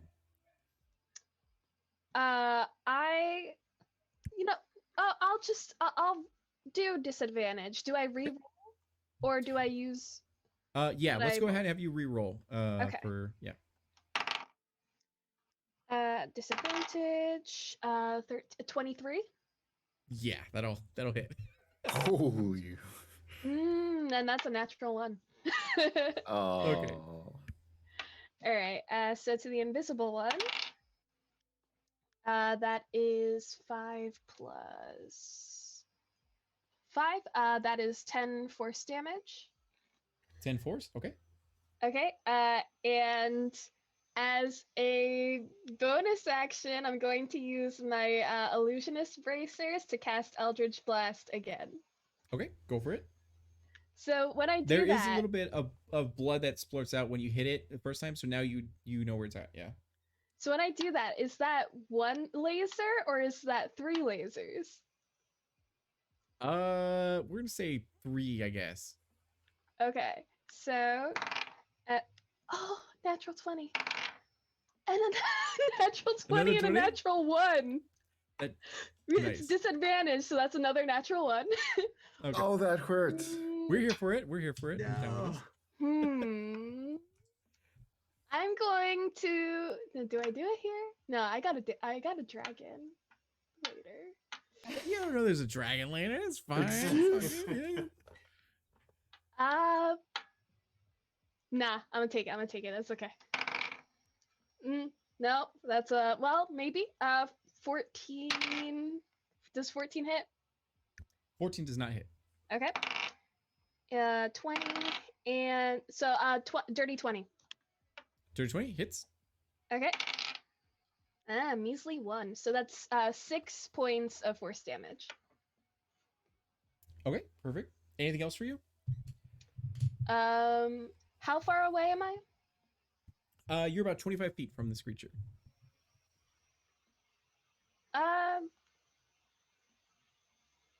Yeah, that's fine. I'll stay. Okay. So after you, it'll finally be my monster. So now it's gonna head over to well, I'm not gonna tell you. So Lux, you feel like there's something like around you as your violet whip is growing. Attack. Is this thing moving out of melee range? It should be moving closer to you guys. Okay, this isn't the one that I was. That correct. I So attacked, the one that you hit is now dead, and it's like the other one that's in the room. Yeah, that's now moved over, and it is going to now finally get to attack. I'm so excited. Can someone pass me my javelin? Yeah, right. So you said as that it too. clatters to the ground. Yeah. So You just hear that from the shadow. 18 to AC to Lux. Oh no. Okay. I'm 20. All right. Now I'm scared. Okay. That works. Okay, 21 to AC. So that will hit. Do you have anything weird that'll stop that? Wait, what? Do you have anything weird that'll stop that? Stop what? 18? Oh, 21. Yeah, it hits for 21. Oh, Just want to know if you 21. had anything weird that was like, yeah. Okay. Anyways, What kind of attack is it? it's gonna be blunt Because I have deflect missiles. or bludgeoning. No, I don't. I only have deflect missiles. Okay. Then you'll take 13 points of damage as you feel something slam into you with the immense force. Can I feel where it is? Do I notice? Absolutely, yeah. Yeah. Okay. And then after that, because the other one died a horrible death, is going to be Alfonso. All right. Do I see the creature or any traces of it? Yes, yeah. Awesome. Awesome. So I'm just going to conjure up a tiny ball and I put it in one hand and I take out one of my feathers. I'm losing all the feathers right now. And I make that ball it's a little teal light, starts floating around, and I hurl that at the creature, and that's gonna be a guiding bolt. Guiding bolt. Okay, perfect. It slings through the air, impacting the creature. Or maybe what is your roll? Let me check. It's gonna be at first level. So 28 to hit. That'll hit. Yep. Hell yeah. Now I don't feel guilty because what you guys are gonna experience later is gonna okay. Because I was like, maybe I'm being too hard on them, but nope. Okay, so I'll just save my other spells then. And that's oh wow. 15, 21 radiant damage. Okay, 21 radiant. And the next attack is gonna have advantage. Perfect. So anything else for you? That is all. All right, we're gonna go back up to it as to Lux. You're right next to the creature. You can see some like blue blood that's seeping from its wound that Cassidy had impacted it with. That's in the shape of a heart. I love it. I am pissed off in this moment of this old lady, right? And in that anger, she'll change into Jason Momoa again. And he will grab his rapier and stab. Like, Okay. F you. Like, that was rude, but it hurt. And yeah, just going for an attack, basically. Yes, give him the stabby stab. I Good, will give him the good. stabby stab. Right. Go get him, Lex. Thank you. That is a. Oh, I have advantage. No, wait, no, don't. Yes, you do have advantage. Oh, do I? Oh, okay. Cool. Okay, so with advantage, that is a dirty 20 to hit. Oh, you know You it's do not. hit? I'm lying. That's a lie. That is a 27. Oh. Yeah, that'll hit. Yes. Yeah. Okay. I also have 2 attacks because I forgot I had an extra attack as a monk. Okay. So with advantage as well, second attack or no? Yeah. So what we're gonna do is first go ahead and do the damage for your first attack, Okay. and then after that's resolved, then we'll move to your second one. Okay, so that is a 14 damage for the first one. Okay. And And then go then, to roll for your second attack. yep, that is a critical hit. Yeah, that'll hit. So with critical hits, you're just gonna roll double damage dice like normal. So take your Okay. Can I just use my sword's charge? sure. What was read the details? Because I think it was like if it's under 100 HP, right? Yeah. Okay. Yeah. So if you score a critical hit against a creature that has fewer than 100 full hit points, it must succeed on a DC 15 Constitution saving throw or be slain instantly as a sword tears its life force from its body. A construct or an undead is immune. Is it a construct? It is not a construct, it's Okay. elemental. It got a 4 on its saving throw, so it dies immediately. As you see this, like, Nice. for a brief moment, you see it illuminated, and you Damn! see this like invisible stalker is what the creatures were, as it just like seizes essentially, and then gets sucked into your sword, your rapier, and you hear bida bida bida boop as the doors to the maiden doors begin to slide open, and yeah, so your Violet's whip then just dissipates into a normal like whip color or whatever, nice like dark leather, Mhm. as you see this room where there is a statue of a maiden that is right over a fountain with glistening, beautiful water. And right there, you also can see a downward staircase that descends to the second level of this place. Now, the maiden statue, as you guys approach, begins to sort of activate as it like just kind of moves and everything, as there's sounds of like crackling stone, and goes like, welcome adventurers, congratulations on making it past the first of many conflicts and boss battles and everything. I offer you two choices, one of which is my healing waters to heal any wounds you may have occurred, which would be like essentially a short rest to use hit dice, or gain back spells. Or you can continue forward with the wounds that you have currently, and I can give you two gifts of magical items. Like, it is up to you. It must be a consensus. And what we're gonna do Ah. is we're gonna go ahead and take a quick break, like a 10-minute break, so everyone can get Ah. like snacks and everything like that and all that. And then afterwards, you guys can decide with your answer. So everyone in chat, this is your last chance to enter in capital TPK into chat to enter to win a set of awesome dice by Umbro Oculus. They're our sponsors. They're super super cool.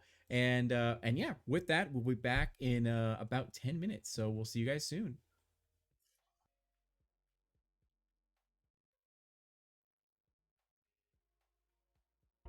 Welcome everyone. Thank you so much for bearing with us for our short little break. To reset the room, this is D&D&Diversity, where we take amazing, beautiful, wonderful POC creatives and put them together and play Dungeons and Dragons and put them through hard scenarios.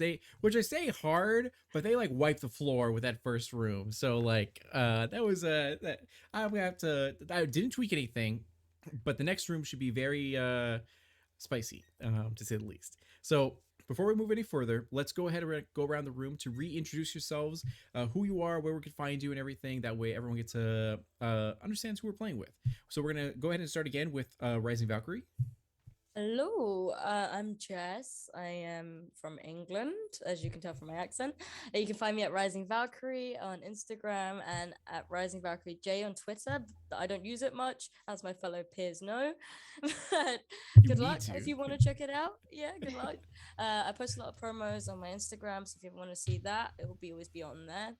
And I play Evermore Tales on the Initiative Order with wonderful Utahime over here every other Sunday. Again, come with the coming Sunday, and I'm going to be in a few projects with D'Angelo over here in a few months, and 2 one-shots with NPC voices, our own Joshua. Tonight I'm playing Lux, as you can see. She is the moodiest bitch ever. You'll see what she's like.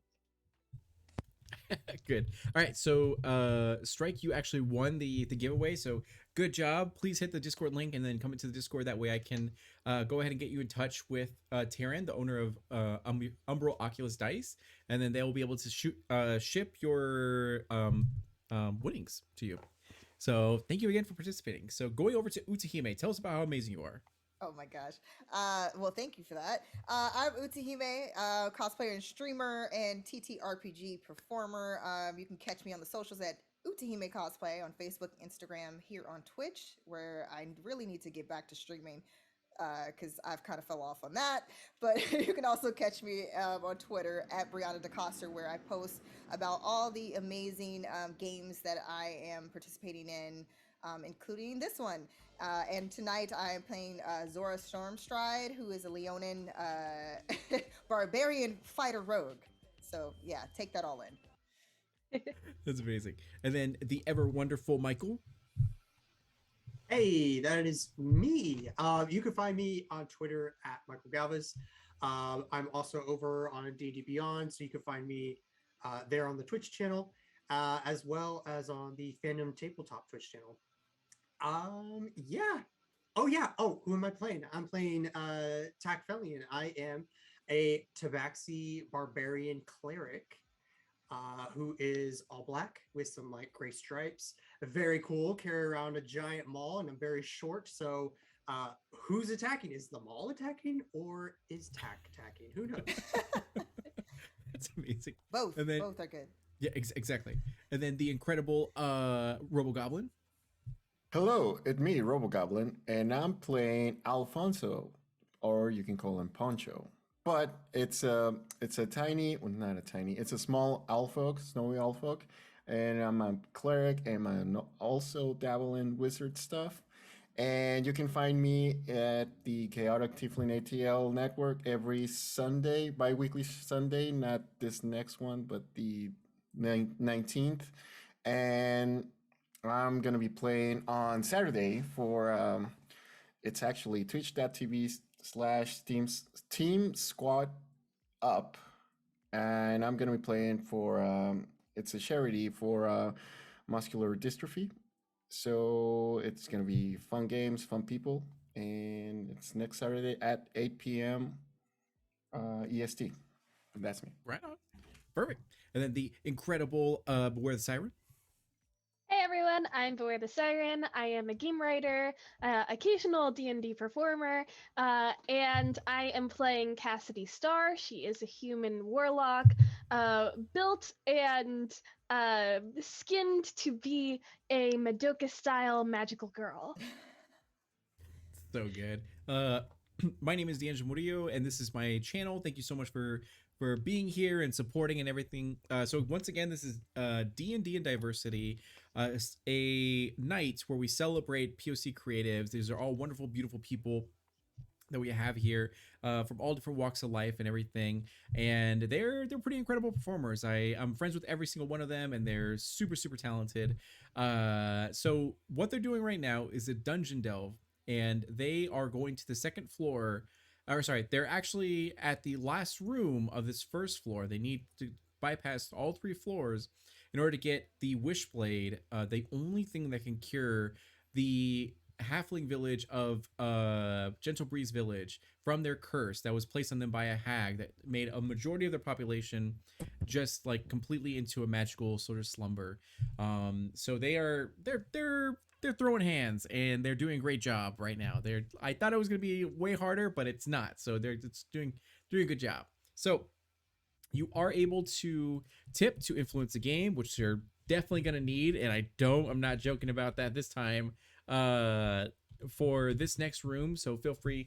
Right now what we have is, it looks like Robo still has 2 advantages. There's one for the actual group, and there's one for Cassidy that's still there. So if anyone else wants to donate, or sorry, tip, feel free to do so. That way it helps bring in some more bonuses for them, because they're gonna need it. So going into the story, you guys are all around the maiden statue, who's like, you have the choice between drinking the healing waters and restoring some of your abilities, as well as getting some health back, or you can choose to get 2 random magical items to help you in your journey. What would you like, as it waits for your response? Friends, what would you like? Do we take the waters or the artifacts? I think our friend Lux took quite the beating back there, so I think healing waters. Healing waters. I say, I'm okay. And you like see this Jason Momoa kind of figure stroking their arm, kind of like looking like they're about to cry. Those spell slots sound nice. Perfect. So Those spell slots sound nice. Forgetting my voice. yeah, you go higher and with Siren. So she was very, yeah, exactly. Well, yeah, exactly. It's actually a changeling next to you. So, anyways, the fountain waters, begin to glisten and glow brightly as she goes, "Drink from my waters, and you will be healed." And I hope to see you in the next floor. As the statue then goes back to its statuesque form and and just stay still and quiet as the waters glisten and rise. Is And this distilled cool. or this is sparkling? It's sparkling for sure. Yeah. Filtered, yeah, filtered. Bougie Exactly. stuff. It says Dasani on the. As I go to grab a handful, I guess, of the water, because I Mhm. don't, I'm gonna like slurp it down, and as she slurps it down, Lux is going to transform back into a frail woman. So with this, you get your short rest. So that's essentially what this represents. Also, you can get one spell slot back if you expended. So you can choose whichever level or whatever. That way you can get one back. Yeah, and I think for you as a warlock, you get your spells slots back from just a short rest, right? Yes. Okay. Do Yeah, and then we per- get health? Quick question. Sorry. Zora?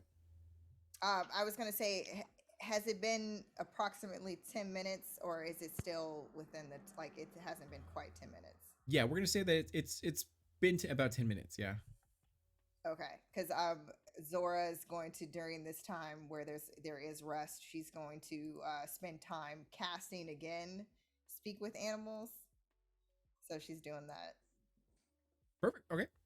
And then- I wanted to actually take this time, instead of casting Speak with Animals, I was going to ritual cast Detect Poison and Disease. And I probably should have done that before anyone drank the waters. It's bleach. You didn't recognize it until just now. Just kidding. No. I knew this wasn't sparkly. No, you're good. You're good. It's completely fine. And yeah, and then for Lux, yes. So with the short rest, you can use some of your hit die to regain whatever amount of health.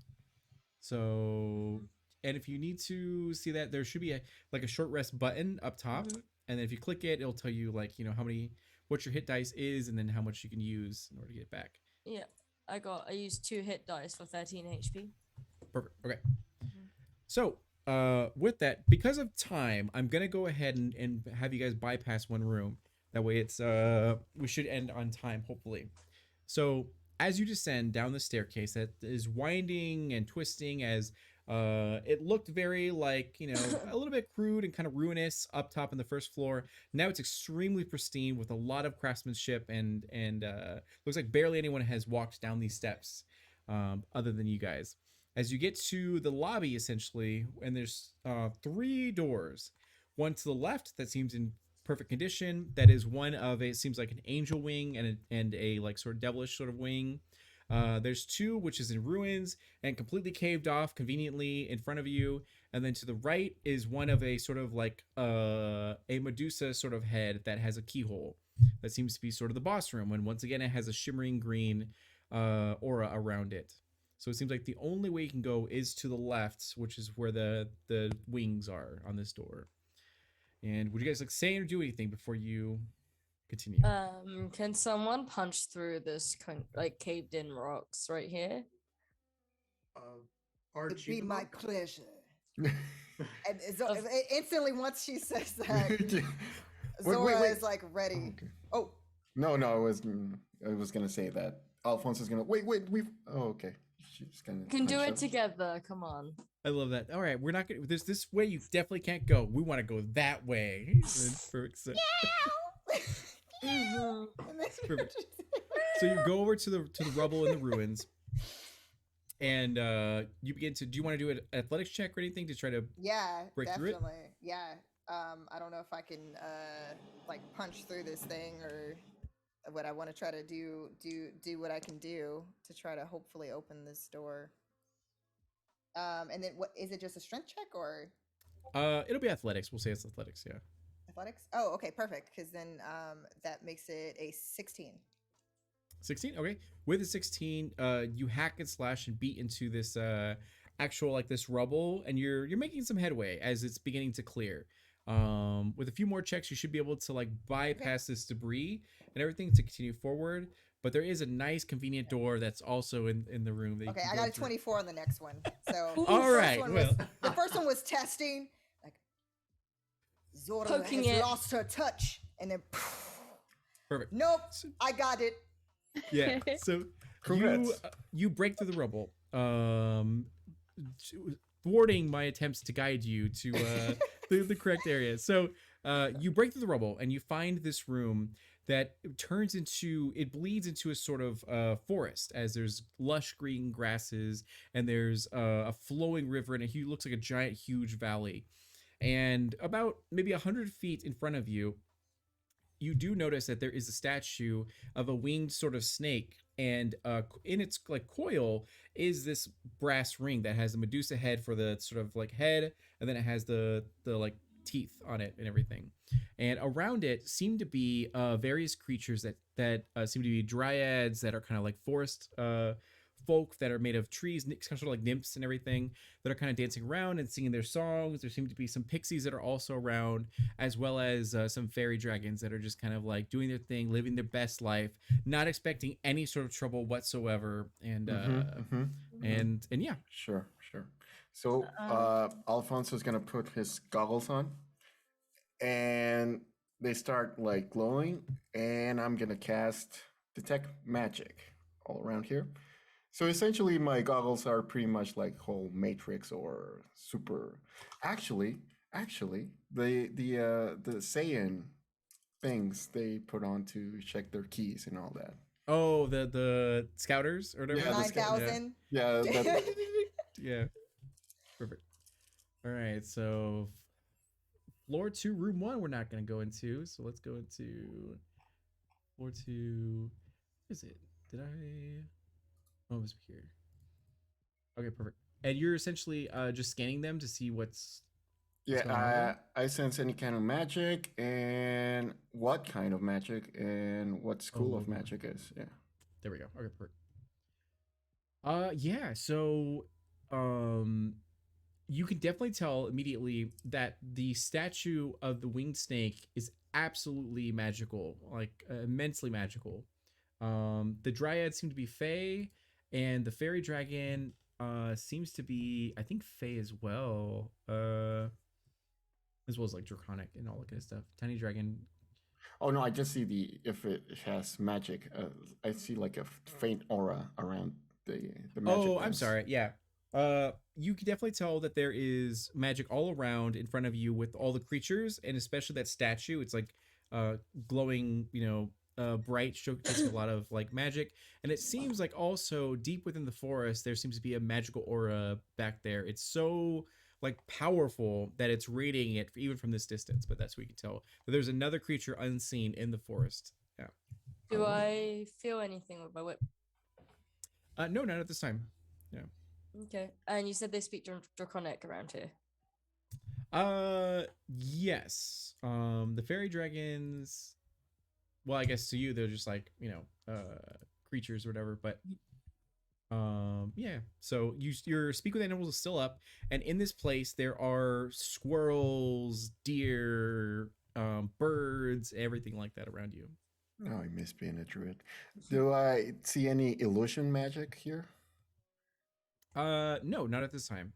Okay, so I'll just relay that to my friends. Like, they have not noticed you. Yeah. There's no illusion magic here, so it's all real for now. I sense like a big source of magic coming through there, and I point to the big thing, and I don't know what that is.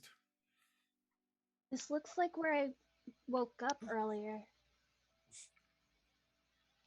Not exactly like this, just foresty. I don't like it. Your PTSD flares as it is. I'm gonna transform into my dragonborn form, my silver dragonborn. Okay. Nice. And I'm going to start talking to the little dragon things in Draconic. Perfect. I'm gonna say, so what is suspicious about this ring? Can I just take it? So you head over to the like dragon fairies, right? Yeah.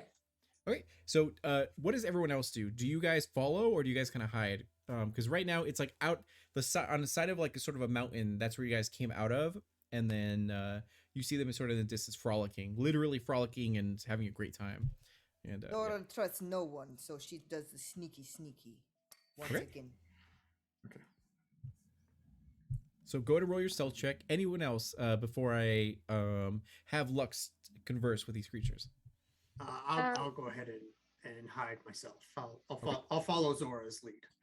Anyone doing the stealth check will get an advantage because they do not see you at all. Yeah. I'll do a I- stealth check. I'll stealth check, but like send my familiar like closer. It's an imp, so it will go invisible. Oh. So because Perfect. you said advantage, that made it a nat 20. So I got a 33 for stealth. Wow. All right. So I imagine that they're like frolicking, singing like happy woodland songs, like Ewoks and everything. And you guys have like sniper rifles like ready to go. And then- And then ding, ding, ding, ding, ding, ding, ding, ding, ding. exactly. Yeah. And it's So- Zora's still doing her whole thing again. So Lux, you are now a silver dragonborn with a crop top. As you head over, you head over to them, and they go like, "Oh, it's a traveler, it's a newcomer. We love you, newcomers." And they're like, "Yay, newcomer!" As these dryads and all these other sort of creatures head over to you and just kind of surround you as they kind of hold hands and like do like a sort of like dancing and like, "What's your name, traveler?" As they're all like super hyped to see you. I am Penny. Penny, let me check their insight really quick Yeah. just to see. You lying sack of shit. Obviously. Please let me say that to her. Uh, Please. She changes form. That's what she does. 15, 12, 14. Yeah, go and do a deception check really quick. Can I add to that and try and persuade them that that's who I am? Sure, go and do persuasion or deception, whichever you feel is more Okay. appropriate. Come on, come on, come on, come on, come on, come on, come on. Don't do me dirty. That is a 16. 16. Okay, so with the 16, okay, so with the 16, you kind of tell that to them, and they kind of look to you and be like, "Welcome, Penny," and then they're like, "Wow, that's a good name." So your imp is still incognito, Metal Gear Solid, like full blown, unseen, and they go, "What brings you to our humble home and abode?" Hi guys. Do you guys know you're in this little like cave thing? And they're like, "No, we're not. This is our home. We've been here forever. That's silly, Penny. You're silly." I know. It's a beautiful home. Like, oh my god, like that ring. I love it. I want to add it to my collection. I And don't trust so your goal is a brass ring that is in the brass key that is in the middle of the statue that's like Oh, coiled Zora's around. trying to Yeah. go for while she's busy with that. That's why she's done the sneaky sneaks is to try to basically Oh, to try to go around and while get she's the distracting or talking to them. Hopefully, with tack in tow, we both are like, yeah. I have no idea where you are. I'm just like Zora, Zora. I only got a "One with the 25. shadow. 25. Okay. Yeah. I sneaky. Do I see you guys crawling? You do not. They rolled I so do high not? that you don't. Yeah, it's a thick forest with Like a lot you of hear the vegetation. echo, but it's like really faint, and you're just like, I don't. That's not Yeah, really Okay. helpful. So I'm gonna start talking to them about the foliage of their forest away from the statue. Okay. So try to lead them away. Yeah. Lead them all away, all of them, because I know they're surrounded me. So Perfect. The pixies have definitely started gathering flowers to make you like a flower crown and like all this sort of stuff. So yeah, and they're like, tell us of your adventures and everything. Robo, could you mute your mic really quick? Sorry, I think your fan's on. Yeah, Oh, there you go. Okay, and then yeah. So how would you like to respond, or what would you like to do to convince them to come over? oh my god, I love this flower crown. You guys have made it so pretty. Shall we walk that way? I see more pretty flowers. Yep. And persuasion. Yep. So I sent my imp in. I kind of stayed like off to like closer to where we entered. Yeah. And my stealth roll was not great. What was it? I rolled a 9. A 9. All right. With So advantage, that was a 5 and a 6. it's okay. Your magical girl heels just like are kind of hard to walk in this like woodland area. So they a distinct sound of snapping of a twig is like heard in the distance. That you can definitely look over and see. What are you dressed in? Is it like full blown like neon pink dress and everything, or is it? Yeah, Uh, it's like a pale pink leotard and then white gloves. Okay, perfect. So that's you. So Lux, you notice where your companion is, and everyone else is like, "Hey, what was that sound?" And then they begin to turn around. So go to give me your persuasion roll to see Okay. if you can. Yeah. Okay. You best hope I roll high, Cassidy. That is I can't math today. Oh my god. That is a 17 again. 17 total. Yeah. Okay, so with the 17, that's good. Let me go ahead and roll for them really quick. Okay, you're good. They got a 16. So you barely succeeded. They kind of like turn their head and you're like, no, come over here. And they're like, okay. As they all like kind of float over. I said, and, let like, me tell follow you my stories. Let me tell you all my stories. I fucking love an audience, you know. I love They it. absolutely like surround you. You're in a field of flowers as they make you a flower crown and like cover you at all head to toe with a bunch of stuff. They're like, here's a line of pixie dust, and then like and everything. So going And over. anyone that sees her sees Lux. They'll see a subtle eye roll. So for you guys all in the forest, I assume that you guys are making your way to the actual like brass key that is wrapped around. Okay. Yeah.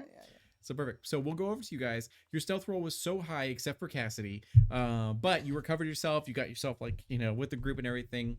You are now in the vicinity of this statue of this winged snake that seems to be quite tall, and it's already generating like magical sort of properties from it. You're unsure of what it does, but it seems to be magical in nature. I just whispered to everybody. Oh, sorry. Go ahead. No, go ahead. Oh, I'll just say that. Do you want me to take it? I can take it with my mystical hand. That'd be very smart, Alfonso. You always think with your head. Thank you. Thank you. Have it do the poke. The poke? The poke. Okay. I'll use my mage hand So to you do the use your poke. magic hand. Okay, so your mage hand goes and like glides across, and then wraps itself around the ring, or sorry, the key, and then picks it up, and then brings to drag it. And as it sort of drag it, and you're kind of like using your magic to pull it, the statue begins to crackle and then come to life, as it's a very vibrant, beautiful, sort of like ethereal snake creature. And it goes like, I haven't woken in a while. Welcome. Hey, what the fuck? As kind of looks at you. You guys have the key. And he's like, "Are you guys stealing?" And then is it kind of just like Zora would have already basically jumped to the other side and been like hiding behind. It's like, so if it moved its head, she's like on the other side to kind of flank it. Okay, perfect. The moment that was happening, because I'm sure that took time for the whole thing to, Yeah. So you guys are already flanking this creature, and it goes like, what is this? You guys just come over here and steal shit? As so there's still dialogue here but you can choose to throw hands if you want to. Good morning. Excuse me, sir. We need some keys to go on to the next room.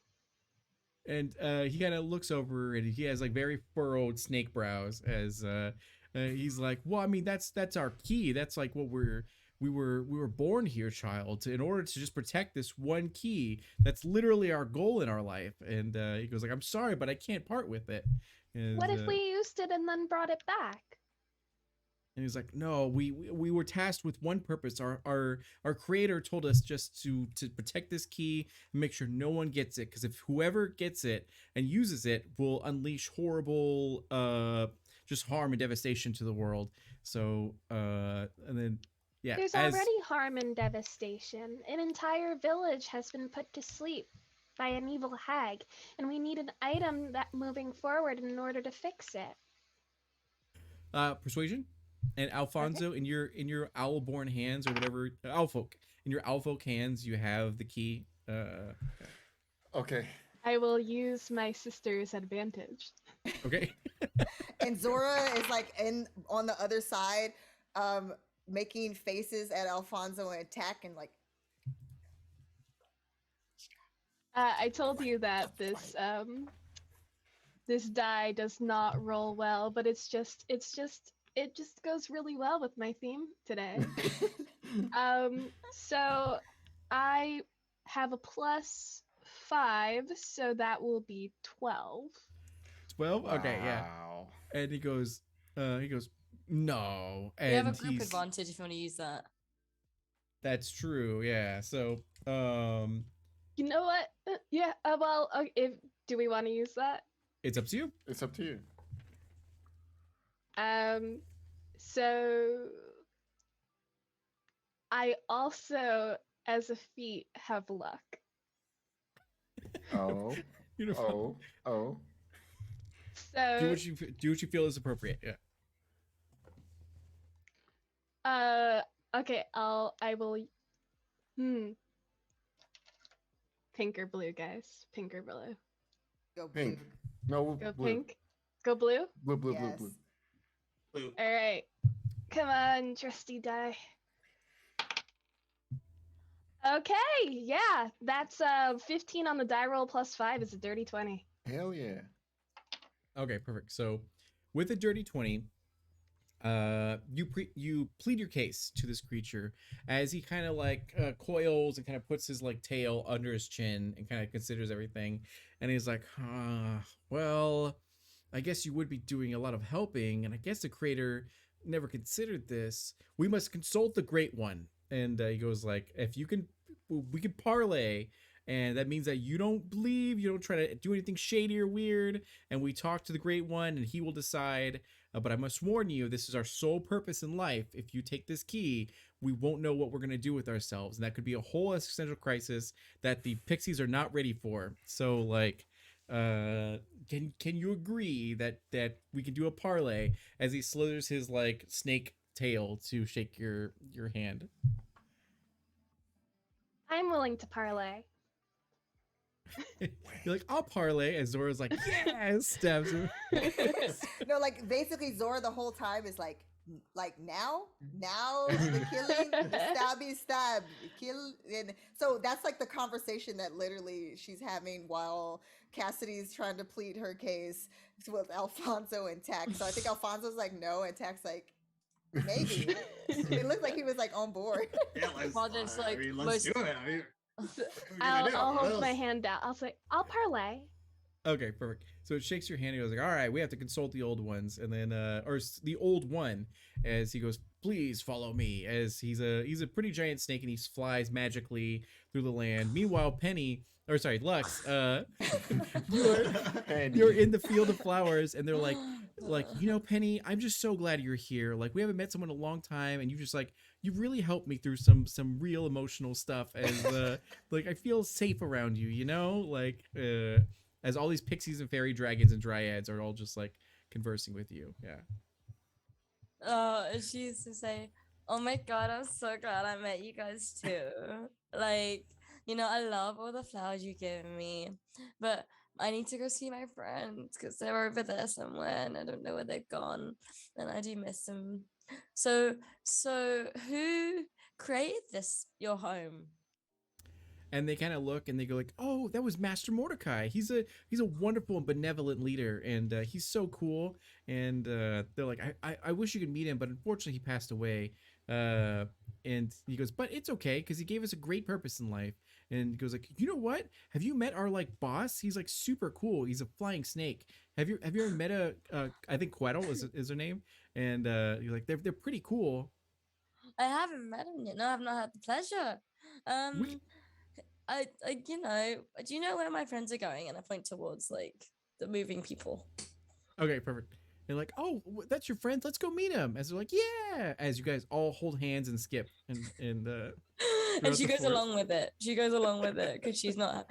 But she goes back to like the Ari kind of look, like the very petite skin, like from the Dragonborn to the Ari.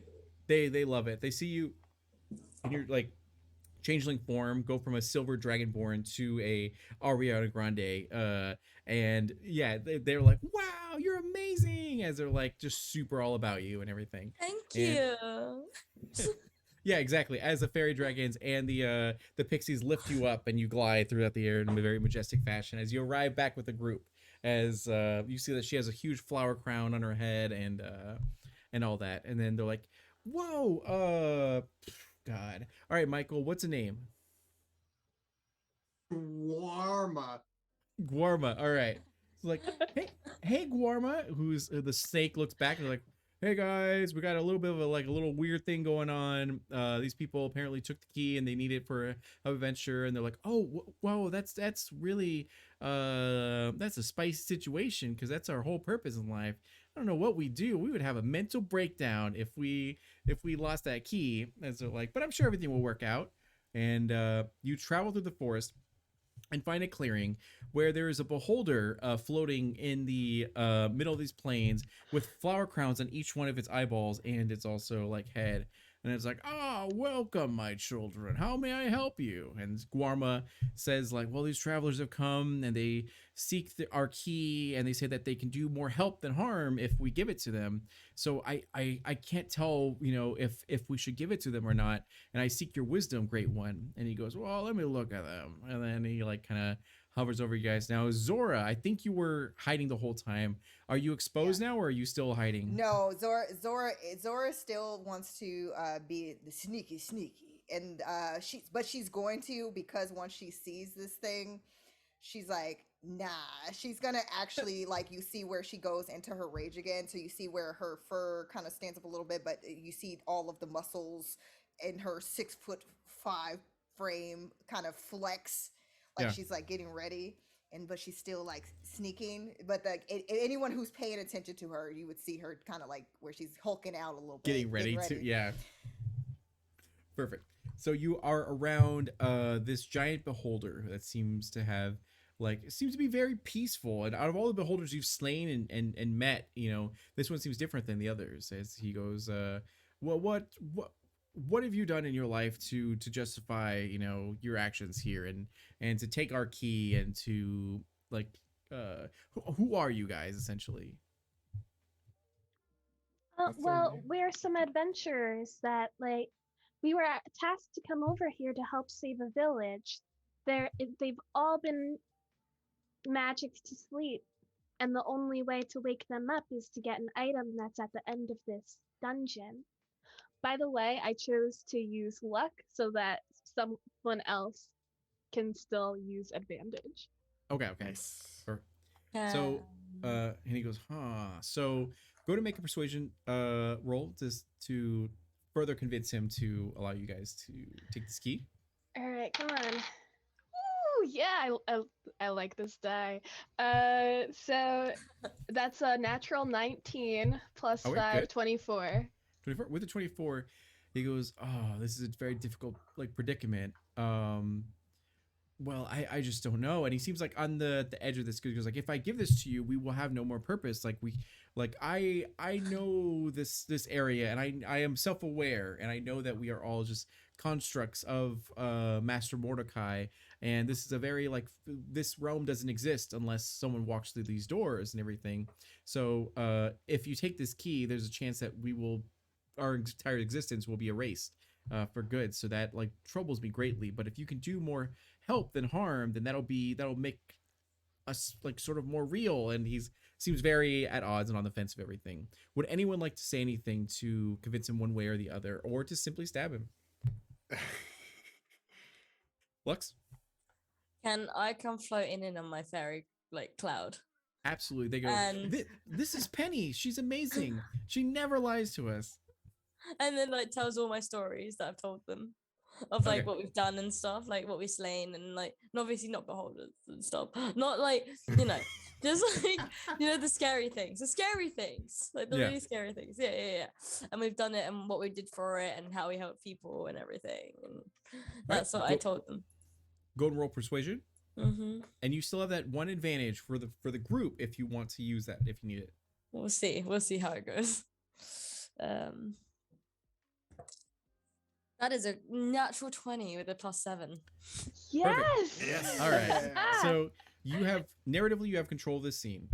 He will Okay. do whatever you say. So go ahead and give your spiel to him. So what would happen is that all these like little fairy dragons and stuff will lift her up to upright, and she'll get onto her feet and she'll say, "Hello. Sorry, I didn't get the pleasure of meeting you. What's your name?" And she'll hold out her hand to the beholder. He uses one of his eyeballs, eye stalks, to like shake your hand. He goes like, "I am Stanley, the great old one," and he goes, "Good to meet you, my child." And What is your? Do you have a preference on attraction? Let's say. it's like, "Oh well, it's hard to say. I pansexual is what I identify as." I see. I see.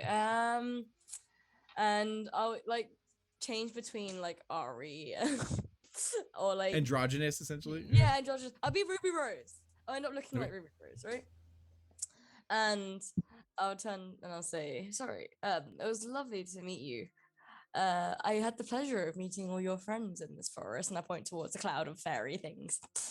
And I'll say, "See, we really do need this key." And she'll like look up to like him and just puppy dog Twirl eyes. your hair. Yeah, it's for my hair.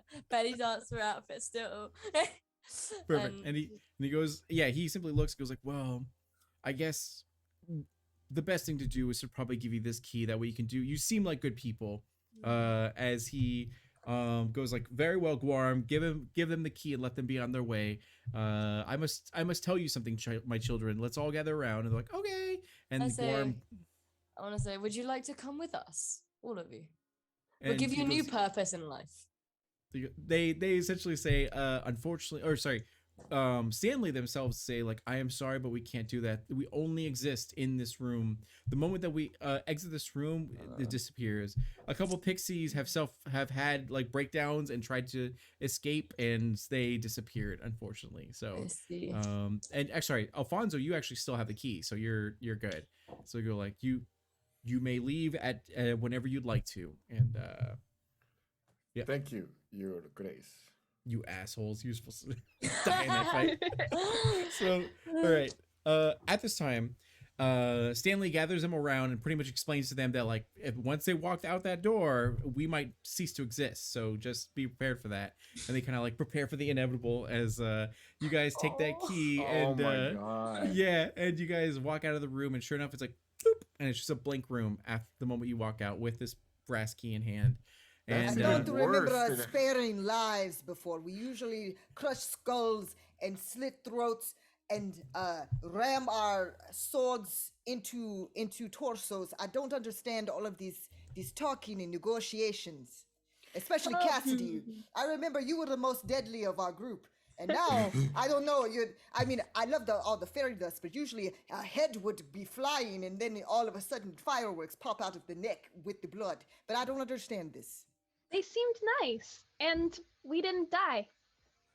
There's So- no blood. At this point, you'll see Lux change back into Jason Momoa and just rip these flowers off of him, like absolutely tear them to shreds, and then fucking go, "Ugh, that was disgusting. Someone help me now." Lux, I can't. Lux, you were amazing, by the way. That took every inch of my soul not to tear them all apart. You With a looked good in the deadpan face. flower crown. You look good, yes. And then like she would like chuck parts of them at you, like all of you. That the I've said flowers. that. Yeah. Yeah, Okay. just flowers. You deserve the Bard Oscar for that one. That performance was excellent. I rate it 10 out of 10. I would see it again. I based my character off of Cassidy, of course.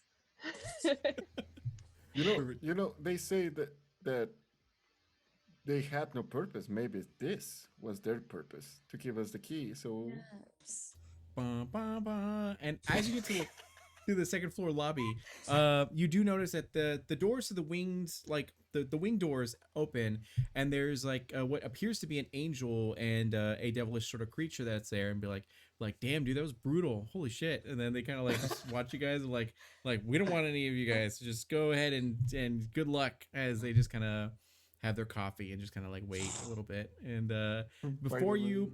Yeah, exactly. Is the Medusa room that has a giant, like a feminine sort of face that has various like sprawling snakes coming from the head and everything.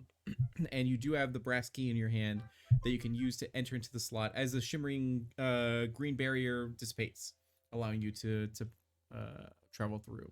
Is there anything you'd like to do at this time before you travel into this room? How is everybody? Are we ready to face the thing? And sorry, I know you've been using speak with animals and everything like that.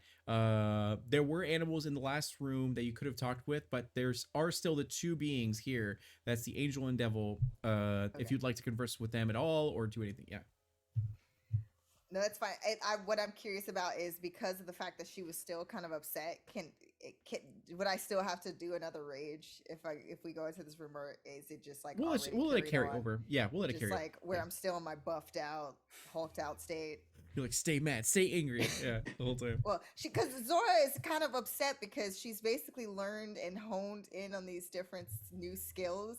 And other than the sneaky sneak and the grabby, there's been no real hardcore action. So she's it's like she's getting a little tense. And so you see this is like the pulsing, rippling muscles every now and again where she's getting like an itch for violence.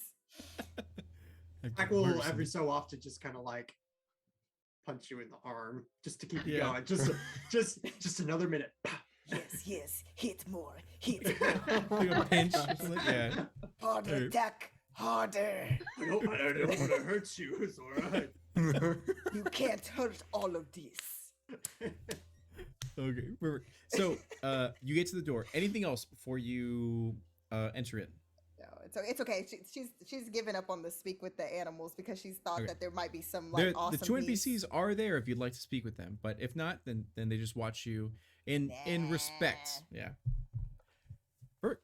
So you put your key into this slot and turn it, and sure enough, the two stone doors like just part ways, and you see automatically braziers illuminate the room before you. Now there are various statues of stone figures that seem to be previous adventurers or what have you, cleaning staff and all this kind of stuff that have been like frozen to stone in this room. But you see no enemy, at least while you're at the mouth of this room.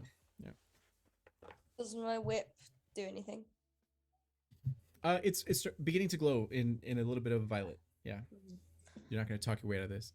You think? It seems to be a threat at some distance nearby-ish, as it's only a faint glow. Let's hope I can rip a heart out of chest. And then she's going to sneak into the shadows to stealthily, again, even though unnecessarily so, like she's been doing all of these like different maneuvers, Mission Impossible, entrapment type moves for no reason, but she's still trying to keep hope alive that she's gonna be able to do something really cool. Perfect. So you're the first one to enter the room, is that right? Zora definitely would try to go for it. I don't know if Tack would basically be faster and like go in first. I don't know. Like, I got here first. Yeah. Pull one of those again. You described these humanoid statues, is that right? Correct. There are about the width of this room is about 70 feet and the length is going to be 200 feet. So it's a pretty large room, and there's about 30 statues of humanoids that are medium sized, ranging from 5 feet to 7 feet tall. That kind of block line of sight. Are they haphazardly kind of strewn? Yeah, they're like kind of spread out. Yeah. Would Tack know anything about like Medusas or anything? It's up to you. So, are you trained in nature? I am. Oh, you are? Okay. Go and give me a nature check, and then that'll determine how well you know Medusas. Yeah. 17. 17? Yeah, you absolutely know that like basilisk Medusas would be able to turn people to stone, and based upon the imagery that was on the actual door and the key, you can determine that this definitely is a Medusa. You know that this Medusas can see in the dark with dark vision. They do have petrifying gaze, that when the Medusa's eyes begin to turn within 30 feet of the when a creature enters their radius, they'll have to make a check and everything. So you right. At least are aware of that. Yeah. All right, so I'll relay that to everyone. Maybe best not to be staring straight down the barrel. Maybe just keep your eyes a little bit down if you can. The sneaky sneak always works. We got this. And I'll Maybe I put- just stay out of their range. I'm gonna sneak up to the top of the ceiling again, just in case, to overwatch. Perfect. When you get to the top of the ceiling, and Zora and anyone else who enters, you can see plainly that the Medusa is in the right when you enter, all the way to the left, furthest wall. She's sitting sort of in on a throne that's made of frozen people. As she's just kind of like, finally some entertainment as she gets up and kind of slithers around. She was like, "Welcome to my humble abode. I see that you must be capable adventure for slaughtering the pixies and fairy dragons, and beholder, like Stanley's quite formidable, so I'm surprised you were able to get through him, but you won't get through me." As yes. So your whip does begin to shine violet. And Alfonso, did you want to do anything? Yeah, I just wanted to check with my detect magic thing. Perfect. As you put them on, you notice there are 3 creatures that are giving a lot of magical energy. One is a Medusa, and 2 seem to be snakes that are coiled around statues that are kind of like hiding in the back room.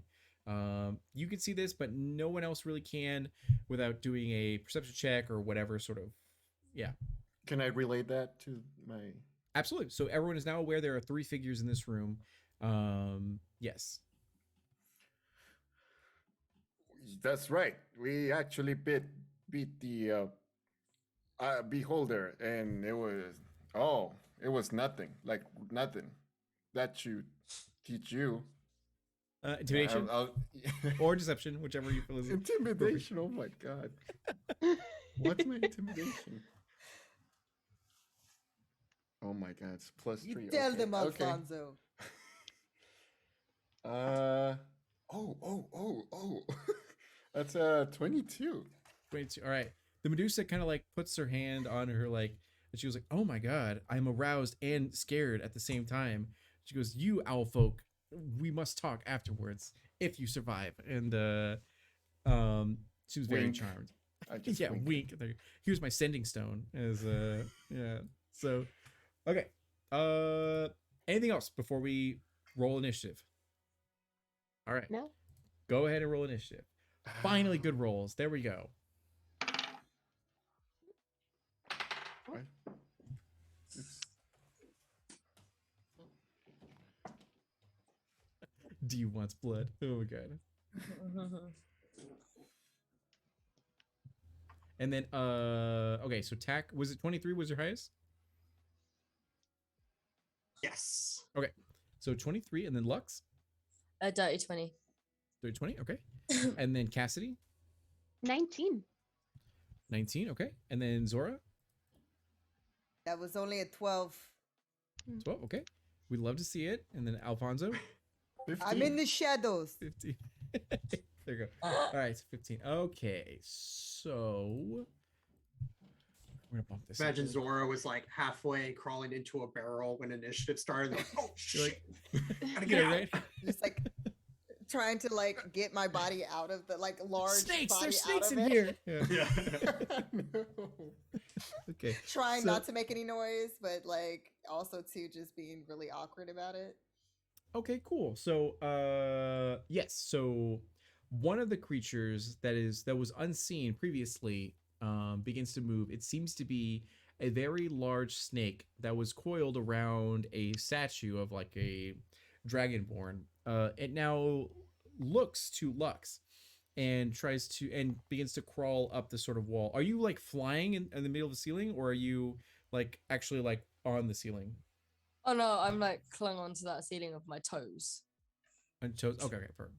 So it will crawl sort of over to you as it slithers like sort of up the wall. Oh Uh-huh. damn, it has spells? What is this? Oh, Oh no. Oh, we're just gonna use one of these really quick, excuse me. And let's see here.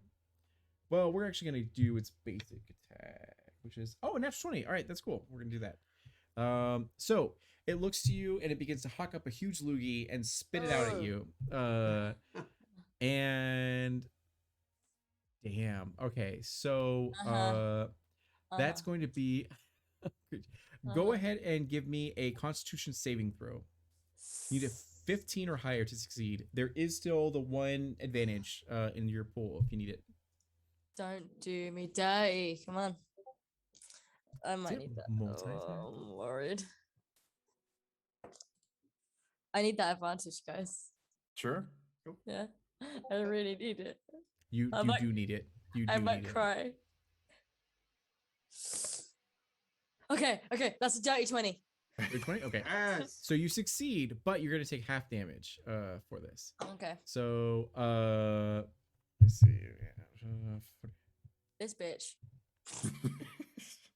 Oh, you don't even know, dude. Oh. That's 45 divided by 2. That's 22.5 damage that you take. And Running up or running down? it doesn't we're gonna do rounding down, so you're gonna be just 22. Just 22. Okay. And we're gonna leave it at that. I don't think they have multi-attack, so you're good. So now it's gonna go to tack with a 23. Okay. What is Layout? Here, Sorry, maybe. yeah. So you guys will imagine are at the sort of entrance of this place. So on the left furthest most side is a Medusa by herself. On the right furthest most side are the two snakes that seem to be quite large. You with your strong nature check would know that they are a guardian naga and a spirit naga. As the guardian naga is slithered up the wall about 20 feet away from Lux and spits poison. So that one's on the ceiling, and the spirit naga is going to be about like 40 feet away from you, and Medusa is 60 feet away from you. Okay, Medusa's 60 feet. Mhm. Ooh, I'm so tempted to just go for the Medusa. I think I'm gonna go for the Medusa. Do what feels best. Yeah. I definitely am gonna avert my gaze from the Medusa. Well, oh wait, first I'm gonna rage. And then as part of my bonus action, when I take a rage, I can move up to half my speed. So that's 20 feet. Okay. And then I have a base speed of 40 feet. So I will just fly over to her and just start swinging away. I'm actually going to try and go, if I can get extra movement speed if I need it, but I want to get Okay. on the other side of her so that if she's looking at me, she turns around. Sure. Bringing in You some specifically video stated game that you're mechanics. not. Yeah. You specifically stated that you're not looking at her in her eyes, and it says you have to be looking in the Medusa's eyes. So that's fine. Yeah. Okay. Yeah. I imagine I'd be rolling at a disadvantage with these attacks. So let me know if I need more than 60 feet of movement to get on the other side of her. And I could do that. Nope. You're good. All right, sweet. So I get around her, I am averting my gaze, and I'm just gonna close my eyes and start swinging. Oh, I can reckless attack because I'm a barbarian, and it's awesome. So these are straight rolls. 20? 20 will hit. Okay, and then the second attack was a 32. So rolling damage, 18 bludgeoning, followed by I'm raging. So 21 bludgeoning plus 16 bludgeoning. And then you said 16 bludgeoning. Mm-hmm. Okay. Let me just check really quick.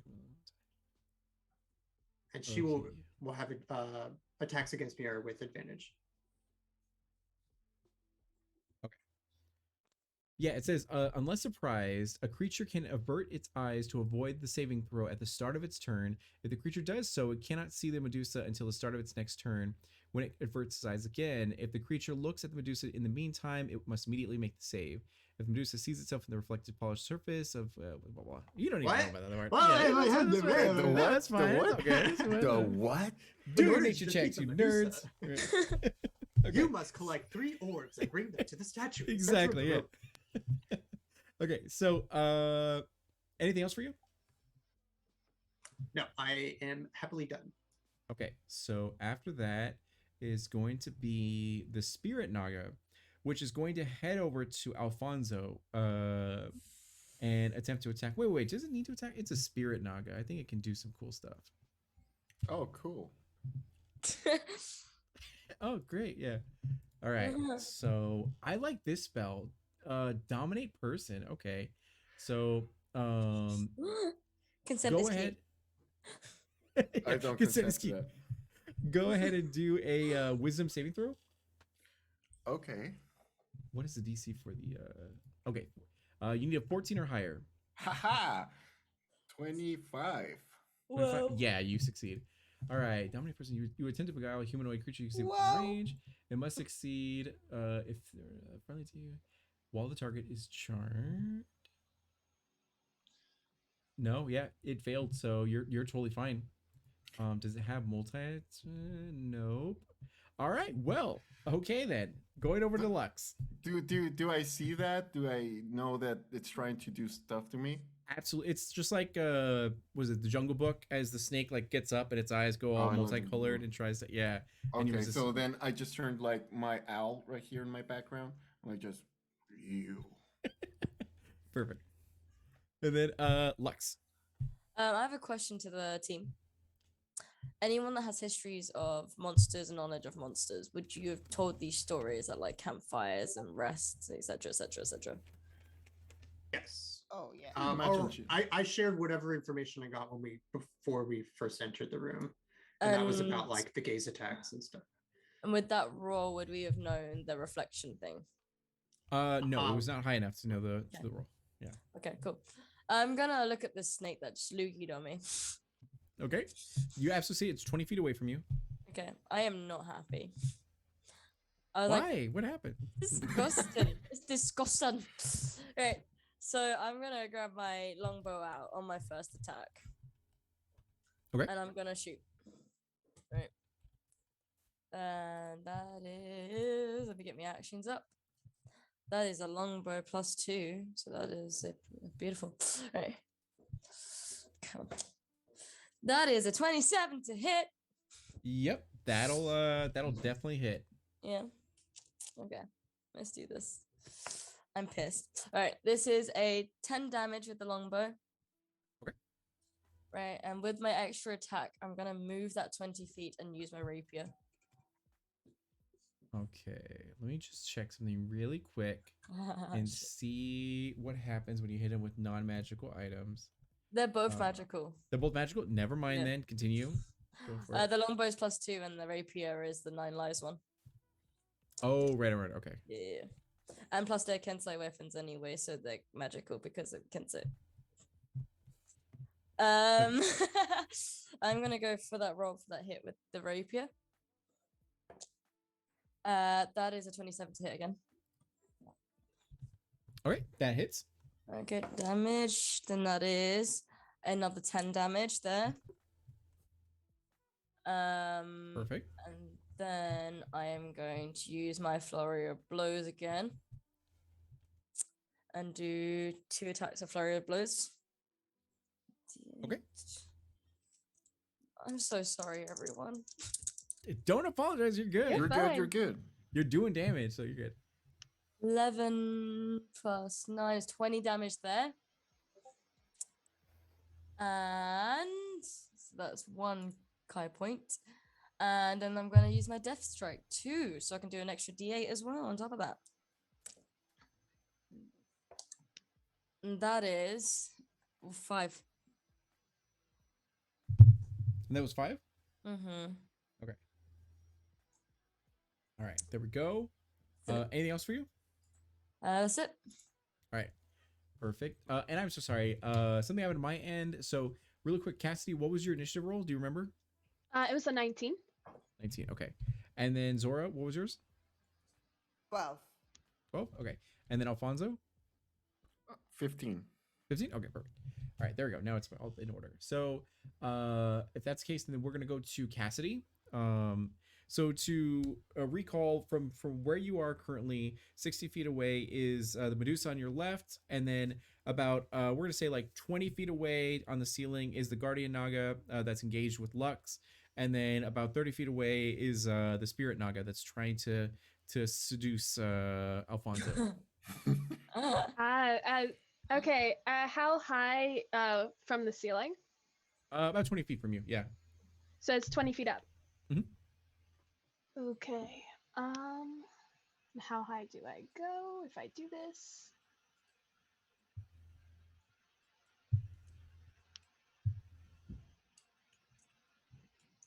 Okay, so now I'm going to attack the Spirit Naga. Okay. It definitely seems to be a bit more frail than the Guardian Naga.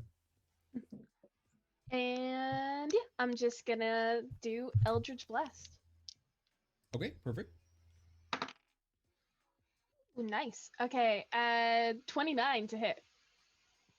Yeah, that'll definitely hit. 16 to hit. 16 to hit. Yep, we'll hit. 14 to hit. 14 will not hit. Okay. So first I'll do damage on those, but I'm going to use my bonus action for the Illusionist Bracers to attack again using Eldritch Blast. Okay. So damage first.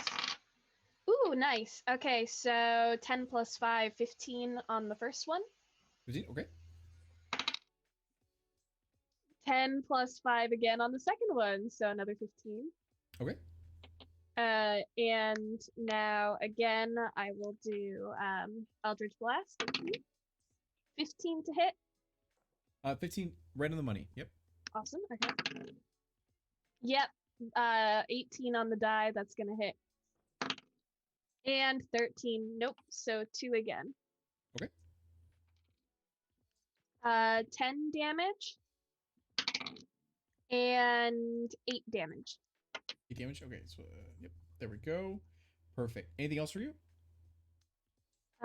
Action. Bonus action. So I am 30 feet from the Spirit Naga, 60 feet from the Medusa, and 25 feet. 20 feet from the Guardian and 30 feet from the Spirit Naga. Yeah. Can I move so that I am can I move away from the one that I'm 20 feet away from? Sure, that's fine. Okay, so I'd like to be 40 feet from that one while also maintaining distance from the Medusa and the Spirit Guardian, if that's possible. Okay, perfect. And then after you, 19 Medusa rolled solo. After you is going to be Alfonso. Right. So the Medusa is 60 feet away from you to the left. The Spirit Naga is the one that's closest to you, which is about like 30, or I guess not really actually. So Spirit Naga is going to be 30 feet away from you, and then up above is the Guardian Naga that's 20 feet. Guardian seems to be a pretty thick boy, and then Spirit Naga is a little bit more frail. The Spirit Naga is the one that actually tried to seduce me, right? Correct. Seduce me, right? So I'm just gonna look at it and you try to make me do something I didn't want to do. Oh, you're gonna feel this, and my hand is gonna glow like this whole ethereal black shadowy thing. Mhm. And I'm gonna attack it using inflict wounds. Ooh, okay. And I'm gonna cast it at level 5, and it's 25 to hit. Yeah, that'll hit. Okay, and I'll just do that, and it's gonna take yeah, it's gonna take 52. 52? 52, what is that? Necrotic damage. All right. Well, do you want to describe how you murder this Spirit Naga? All right, so my hands just starts glowing with this thing, and you're gonna feel that consent is sexy. And I try to touch it, and the whole thing actually surrounds it, and it starts shrinking down, like dematerializing and all that, and in this fog, and that's 52 necrotic damage. Jeez. All right. Anything else for you? Uh, I'm gonna be. I'm gonna move closer to my friends, I guess. Okay. Did I see the Lux got hit with that? Yeah, absolutely. Okay, I'm gonna move closer to Lux. Okay. Yeah. Lux is on the ceiling, so she's elevated, but you can be underneath her or what have you. Yeah, I'm gonna fly up there. Oh, that's right. You're an owl folk. Yeah. Yeah. Because of course you guys can do that. Because I Okay. can do that. Yes. And Okay, perfect. So after that is going to be Zora. So there are two creatures in here. 60 feet away is going to be Medusa, and then 20 feet up is Wait, going to be the But Guardian Naga. because I had already gone into room, would I be closer to Lady Snakes? Sure. If you, it's whatever your intention was. So if you wanted to be closer to Medusa, we can make it 40 I feet want instead to of. flank and surprise her. Attack. Okay, perfect. Do you look at the Medusa in the eyes? No, of course not. That's why I was Right, trying to right. flank so then her eyes don't do the snake eyes don't do the thing. Okay, perfect. So you avert your gaze as you get now. You'll be in flanking position, so you guys are Because I was both, already like, in there, so I'm imagining that I was like kind of like in one of the like if I'm like basically inside of some or near like some vase or something that was in the room. If I'm That's already fine, in yeah. there, then I'm behind while she's kind of like trying to figure out where Tack is because Tack was attacking her. Yeah. So I'm just trying to take advantage of that sneak attack, and her gaze wouldn't be on me, which is perfect. It's a Perfect. win-win. That works. Yeah, absolutely. So we're gonna say you're flanking the Medusa with tack and everything. So that'd be good. And Yes, natural 20. perfect. Okay, good. Yes. So that's basically for that. That would make it like a 30. Yeah, it's insane. But how do you do? I forgot how you do. Is it max damage or is it two like rolling the dice You're twice? just gonna roll double damage dice. Yeah. Double so- damage dice. Okay. yeah. And then I also too have the piercer feat. So that means that I get to roll extra piercing damage. So that's like another roll as well. for Perfect. that. Okay. Yeah, so that's I guess three. What is it? Three of them? 3 d8s. 1 second. Let me check.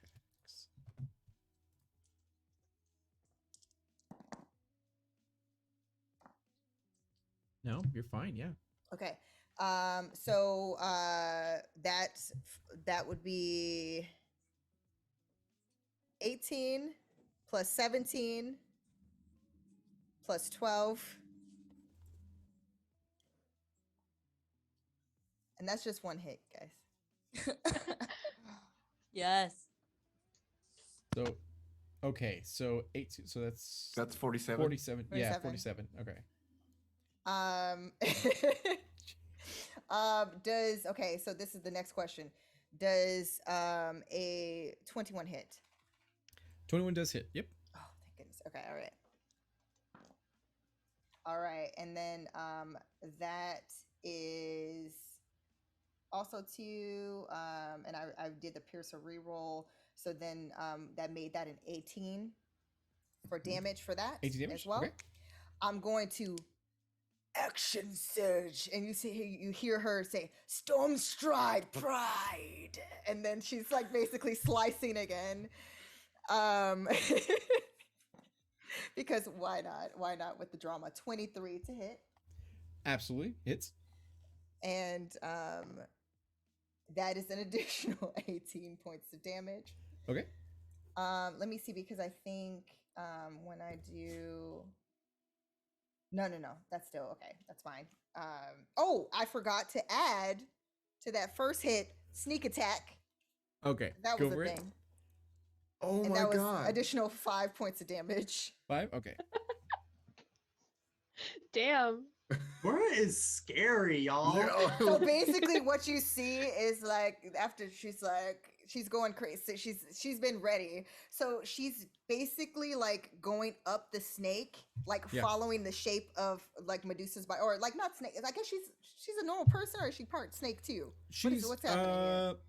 I think she's supposed to be humanoid with like snake heads, but we'll say that her half her body's like a snake and everything. Yeah, And then, so basically she's upper just half. like carefully like weaving around her body, but also to averting the gaze. So it's just you just see this like beautiful, like it looks like a dance, like a snake charmer's dance that Yeah. she's doing with her rapier, and she's just slicing across her body, like all the way up to As her Medusa neck. screams in horror. As anything else for you? She's going to bonus action. She's going to her Oh her my version god. her version of a daunting roar, which is, and you have to make a DC saving throw for that one. What is the? It doesn't matter. I got a 17. Yeah, I got an 8. So Yeah, so that means that now Medusa's frightened of me. okay, So perfect. that's, yeah. It is now Medusa's turn.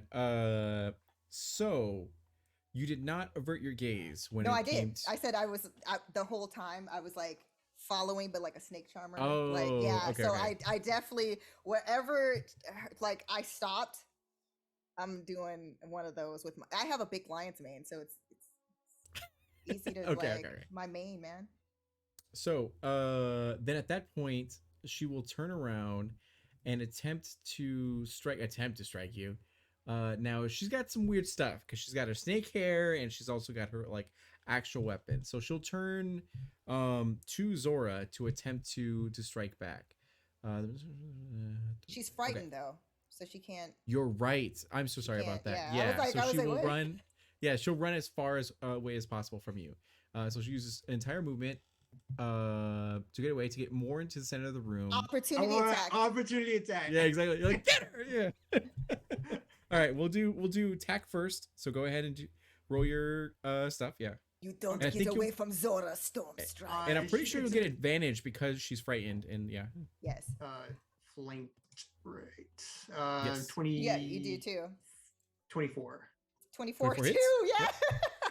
Yes. Wow. In unison. Yeah. That's 19 bludgeoning damage, and I have Sentinel. Oh. When I hit a Stops. creature, Yeah. she has 0 speed Well, the rest of the turn. All right, Tack. Explain to me how you kill the Medusa. 16. Yeah, because I got 16 too. You know what I'm gonna do? I'm actually, because I assume the Medusa just kind of like turns away from me towards Zora and then tries to flee. I'm gonna hit them on the back of the head like a bat. I'll be like, Zora, this is for you, and I'll give Zora the kill. Okay. No, well, I think it's like a almost in tandem. Like we're used to doing these like tag team attacks. Yeah. Yes. So that whole baseball bat action then allows her bodies to go towards Zora when Zora is basically in perfect timing with Tack's attack, basically beheads Medusa. Medusa? Okay. Yeah, so it's basically he knocked her, so then her head was like, and Yeah, so her head goes that way, her body and goes Zora that way. basically looked down, so then that way it was just like Perfect. full on action And pose. Quentin Tarantino just like the blood sprays on the wall and like okay. So, perfect. so D'Angelo, you said that Medusa is a humanoid. Yes. Yeah. Okay, so as a reaction, I would like to use Soul Cage to steal her soul. Oh my You god. do so. Yes. You're like Ghostbusters. It's like This is the Cassidy that I remember. Yes, Perfect. yes. But you gotta do it with like soul capture. Yeah. It's just like a little heart-shaped vacuum. Yeah, exactly. Perfect. Okay, so for the sake of time, we're gonna go ahead and end combat as that Guardian Naga just like withers and dies off the ceiling and all that kind of stuff. Now, it is 8:09, which is 9 minutes past our end time. Are you guys good for another 30 minutes, or do you guys need to end and wrap it up like soon? It's up to you guys. It is a Sunday. I do have my doggy that needs walking. Yeah, so I'll need to wrap up soon. Okay, that works. So we're gonna move forward. And let's go ahead. So you guys end up killing this creature. I'm gonna help you out by saying that Medusa head seems very attractive and something you might want to pick up to and put in a bag when you need it for like. Oh, Zora definitely keeps the head of Perfect. powerful creatures. So what happens next? You guys enter the maiden room. It goes like, "Good job, guys. Magic items or water?" And waits for your guys' response. Magic items. I think so. Magic guys. items. Magic Magic item. items. Perfect. All right. So picking randomly, you will get. I guess it's not really gonna help right now, but the Hammer of Thunderbolts and the Dwarven Thrower are the two items that pops out. So you guys can choose to distribute that however you wish. They're in D&D Beyond, so you can add it to your character sheet and just tune it right now, and that's like totally cool. And once again, that was a hammer of thunderbolts and the dwarven thrower. So after this, you guys descend down to the final like basement level. As you descend down, it becomes a very we're gonna say like a volcanic like area. It should be in D&D Beyond, I think, for the healing potion. I think it's like, yeah, 2d4 plus 2. Yeah, there you go. Yeah. So you descend down in these winding steps and find yourself in this like this plains area where there's like mountains in the distance, you know, everything's like sort of like frolics and everything's pretty cool and chill here as there's a nice like gentle breeze that wafts through. And at the very, very back of this area, you do see a sort of statue, and there floating is the Wishblade, your goal here and everything. And oh no. Robo, if you need to like drop out and come back in, just feel free to do so. We can always. Okay, I'll do that. Yeah. So, what happens is that you notice that in this like these plains, there are these two dragons that are there. One's a green dragon and one's a black dragon. As they're simply staying there, and it seems like they have like chess pieces and a giant like chessboard as they're like, you know, moving their positions and all that kind of stuff. And they're like, oh, we have visitors. It's all right. Let's get this rolling as they both get ready to tussle. And Zora automatically flexes to rage. Okay, perfect. And let me go over to that area. And okay, so what I'll have you guys do is go ahead and roll initiative. Let me get this going.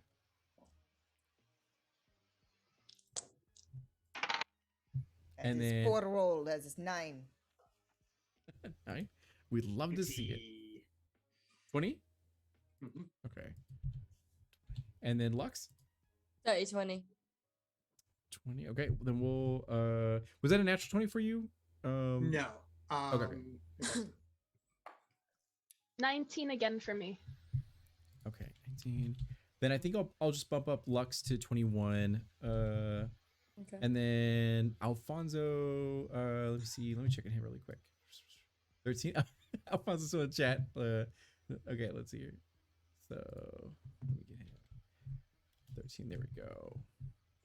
And let me check him super fast as it's over here. Oh yeah, he's here. Okay, perfect. That's good. So I apologize that the thing's gonna be messed up just a little bit, but like the overlay, but it should be fine. Sorry about that. No, you're good. You're good. I think if it'll be fixed, do I do this? Maybe. Whatever. It's all good. Cool. Perfect. Got it. Okay, good. Yeah. All right. So, the dragons get ready to tussle with you. Now, I'm going to help you out here. Unless you have an idea that make this way easier on you guys. About a trade. Zora is going to be like, hey, let's be friends. Yeah, look over here. I got a special present for you. And then Zora's going to, do they look in her direction? That's the all she needs to know. Yes, they're like, oh, cool, right on. And then they Head of Medusa. with okay, the perfect. You eyes. whip it out. So, Cassidy, you can choose odds or evens. Ooh, let's go odds. Odds? Okay. Okay, perfect. It was odds. So it's your choice. Black dragon or green dragon, which one will not be affected by Medusa's gaze? Which one will not be affected? And from your knowledge, black dragons are acid and green dragons are poison. Yep. Oh, damn. Let's say the black dragon is not affected. Okay, perfect. That is to your advantage because it rolled poor initiative. So they're like, trickery, as the green dragon just gets like petrified and then like turned into this huge statue. Meanwhile, the black dragon was had enough like cunning and speed to like avert its gaze. Can and all. Zora basically like slingshot this thing to try to break? She wants to break the statue that is now the dragon that's petrified. Sure, you throw the Medusa head into the statue. Yeah, like Okay, I don't. If I have to roll for it, that's fine. Go do athletics. Yeah. That was a net. All right. Sure enough, you like Hell yeah. full blown like Olympian, like That's a swing it 30. around and like shot That put was it a or 30, whatever.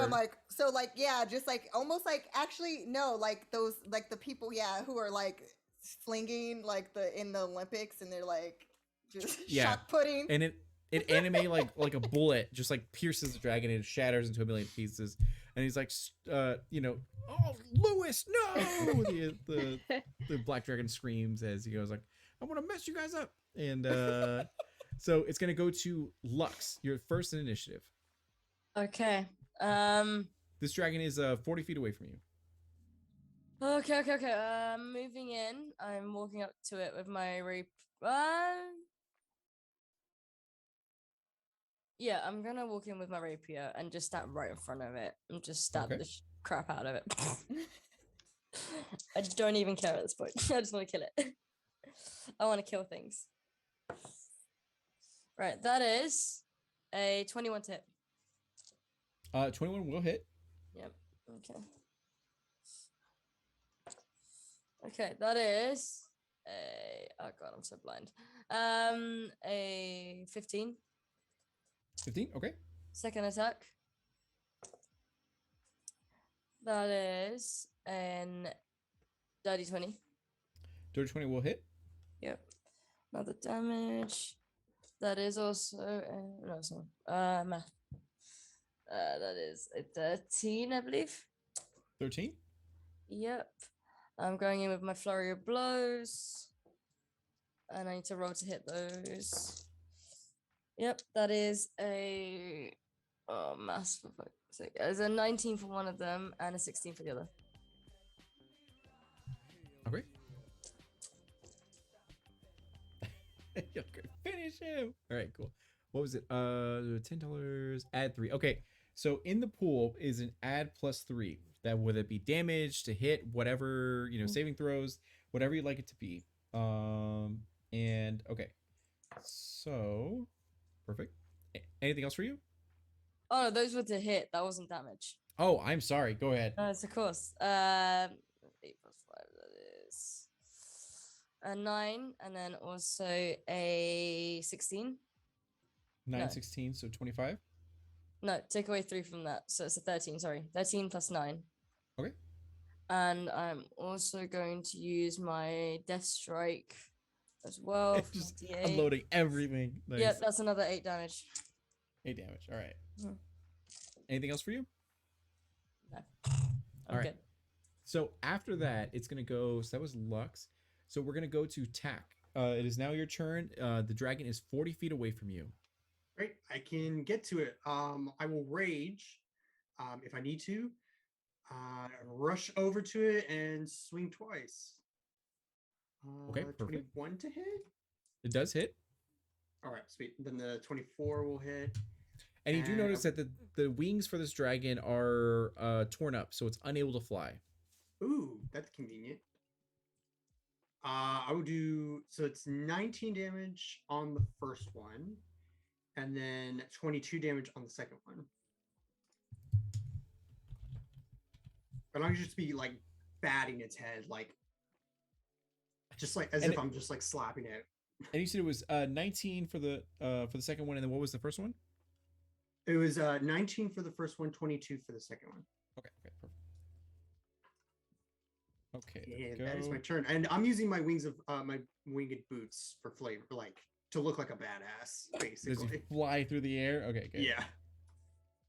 All right, that's good. And then after you, it's gonna go ahead and go to Cassidy. Okay. So I'm going to use my action to cast Levitate. I'm going to go 20 feet up into the air. Okay. And then using my bonus action, I will point at a black dragon and I will cast Hex. Okay.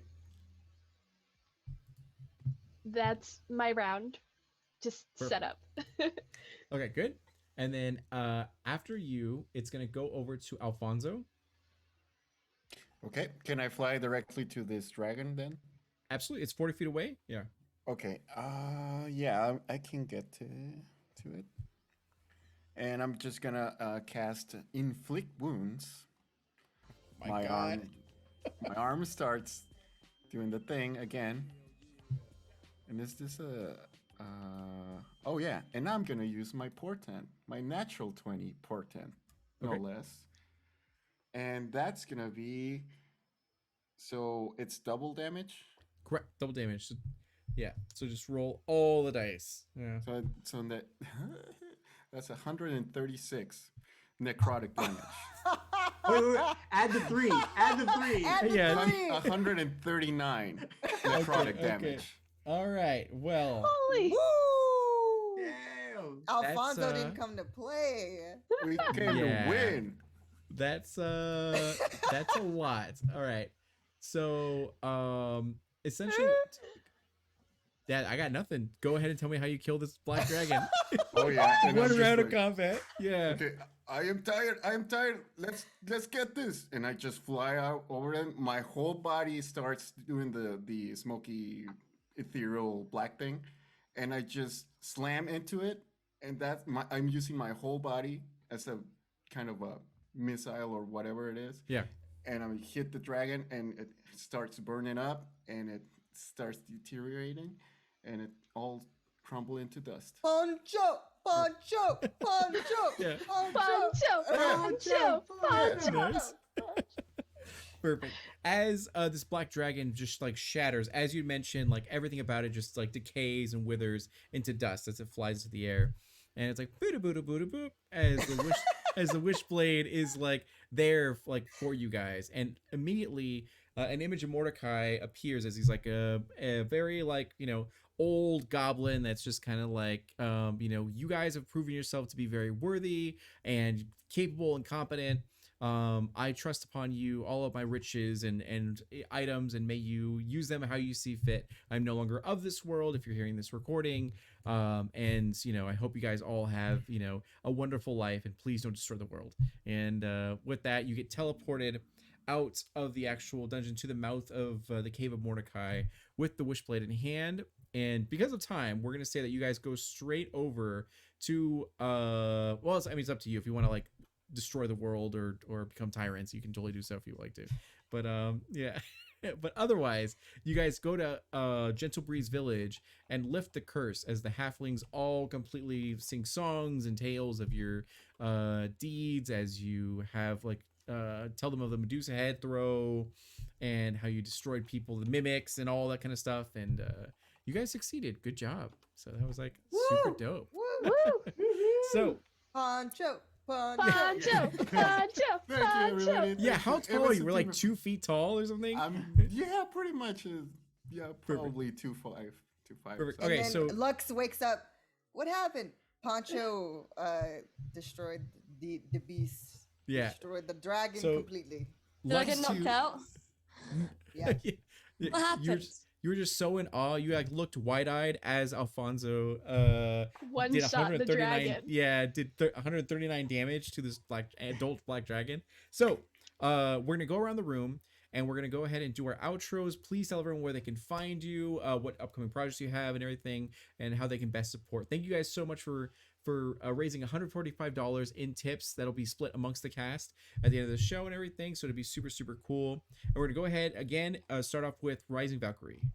Hi, I'm Jess. You can find me at Rising Valkyrie on Instagram, at Rising Valkyrie J on Twitter, if you dare look at it, because it's so empty. You could find all my promos posted on my Instagram, on my Instagram story. I am in quite a few projects coming up with D'Angelo himself, Man of the Hour, 2 one-shots with NPC voices, Josh, and Evermore Tales every other Sunday, 5th episode out of 6, next coming on Sunday with Utahime over here. Perfect. And then going over to Utahime. Hi guys. Really quick, I just want to thank D'Angelo for always making sure that there's a representation in the gaming community. We really appreciate that. So sending lots of love to you, and also chat for Thank you. supporting these amazing creators and what they do every single day. And that's my soapbox. And Utahime, you can find me at Utahime Cosplay on Facebook, Instagram, here on Twitch, and Brianna DeCosta on Twitter.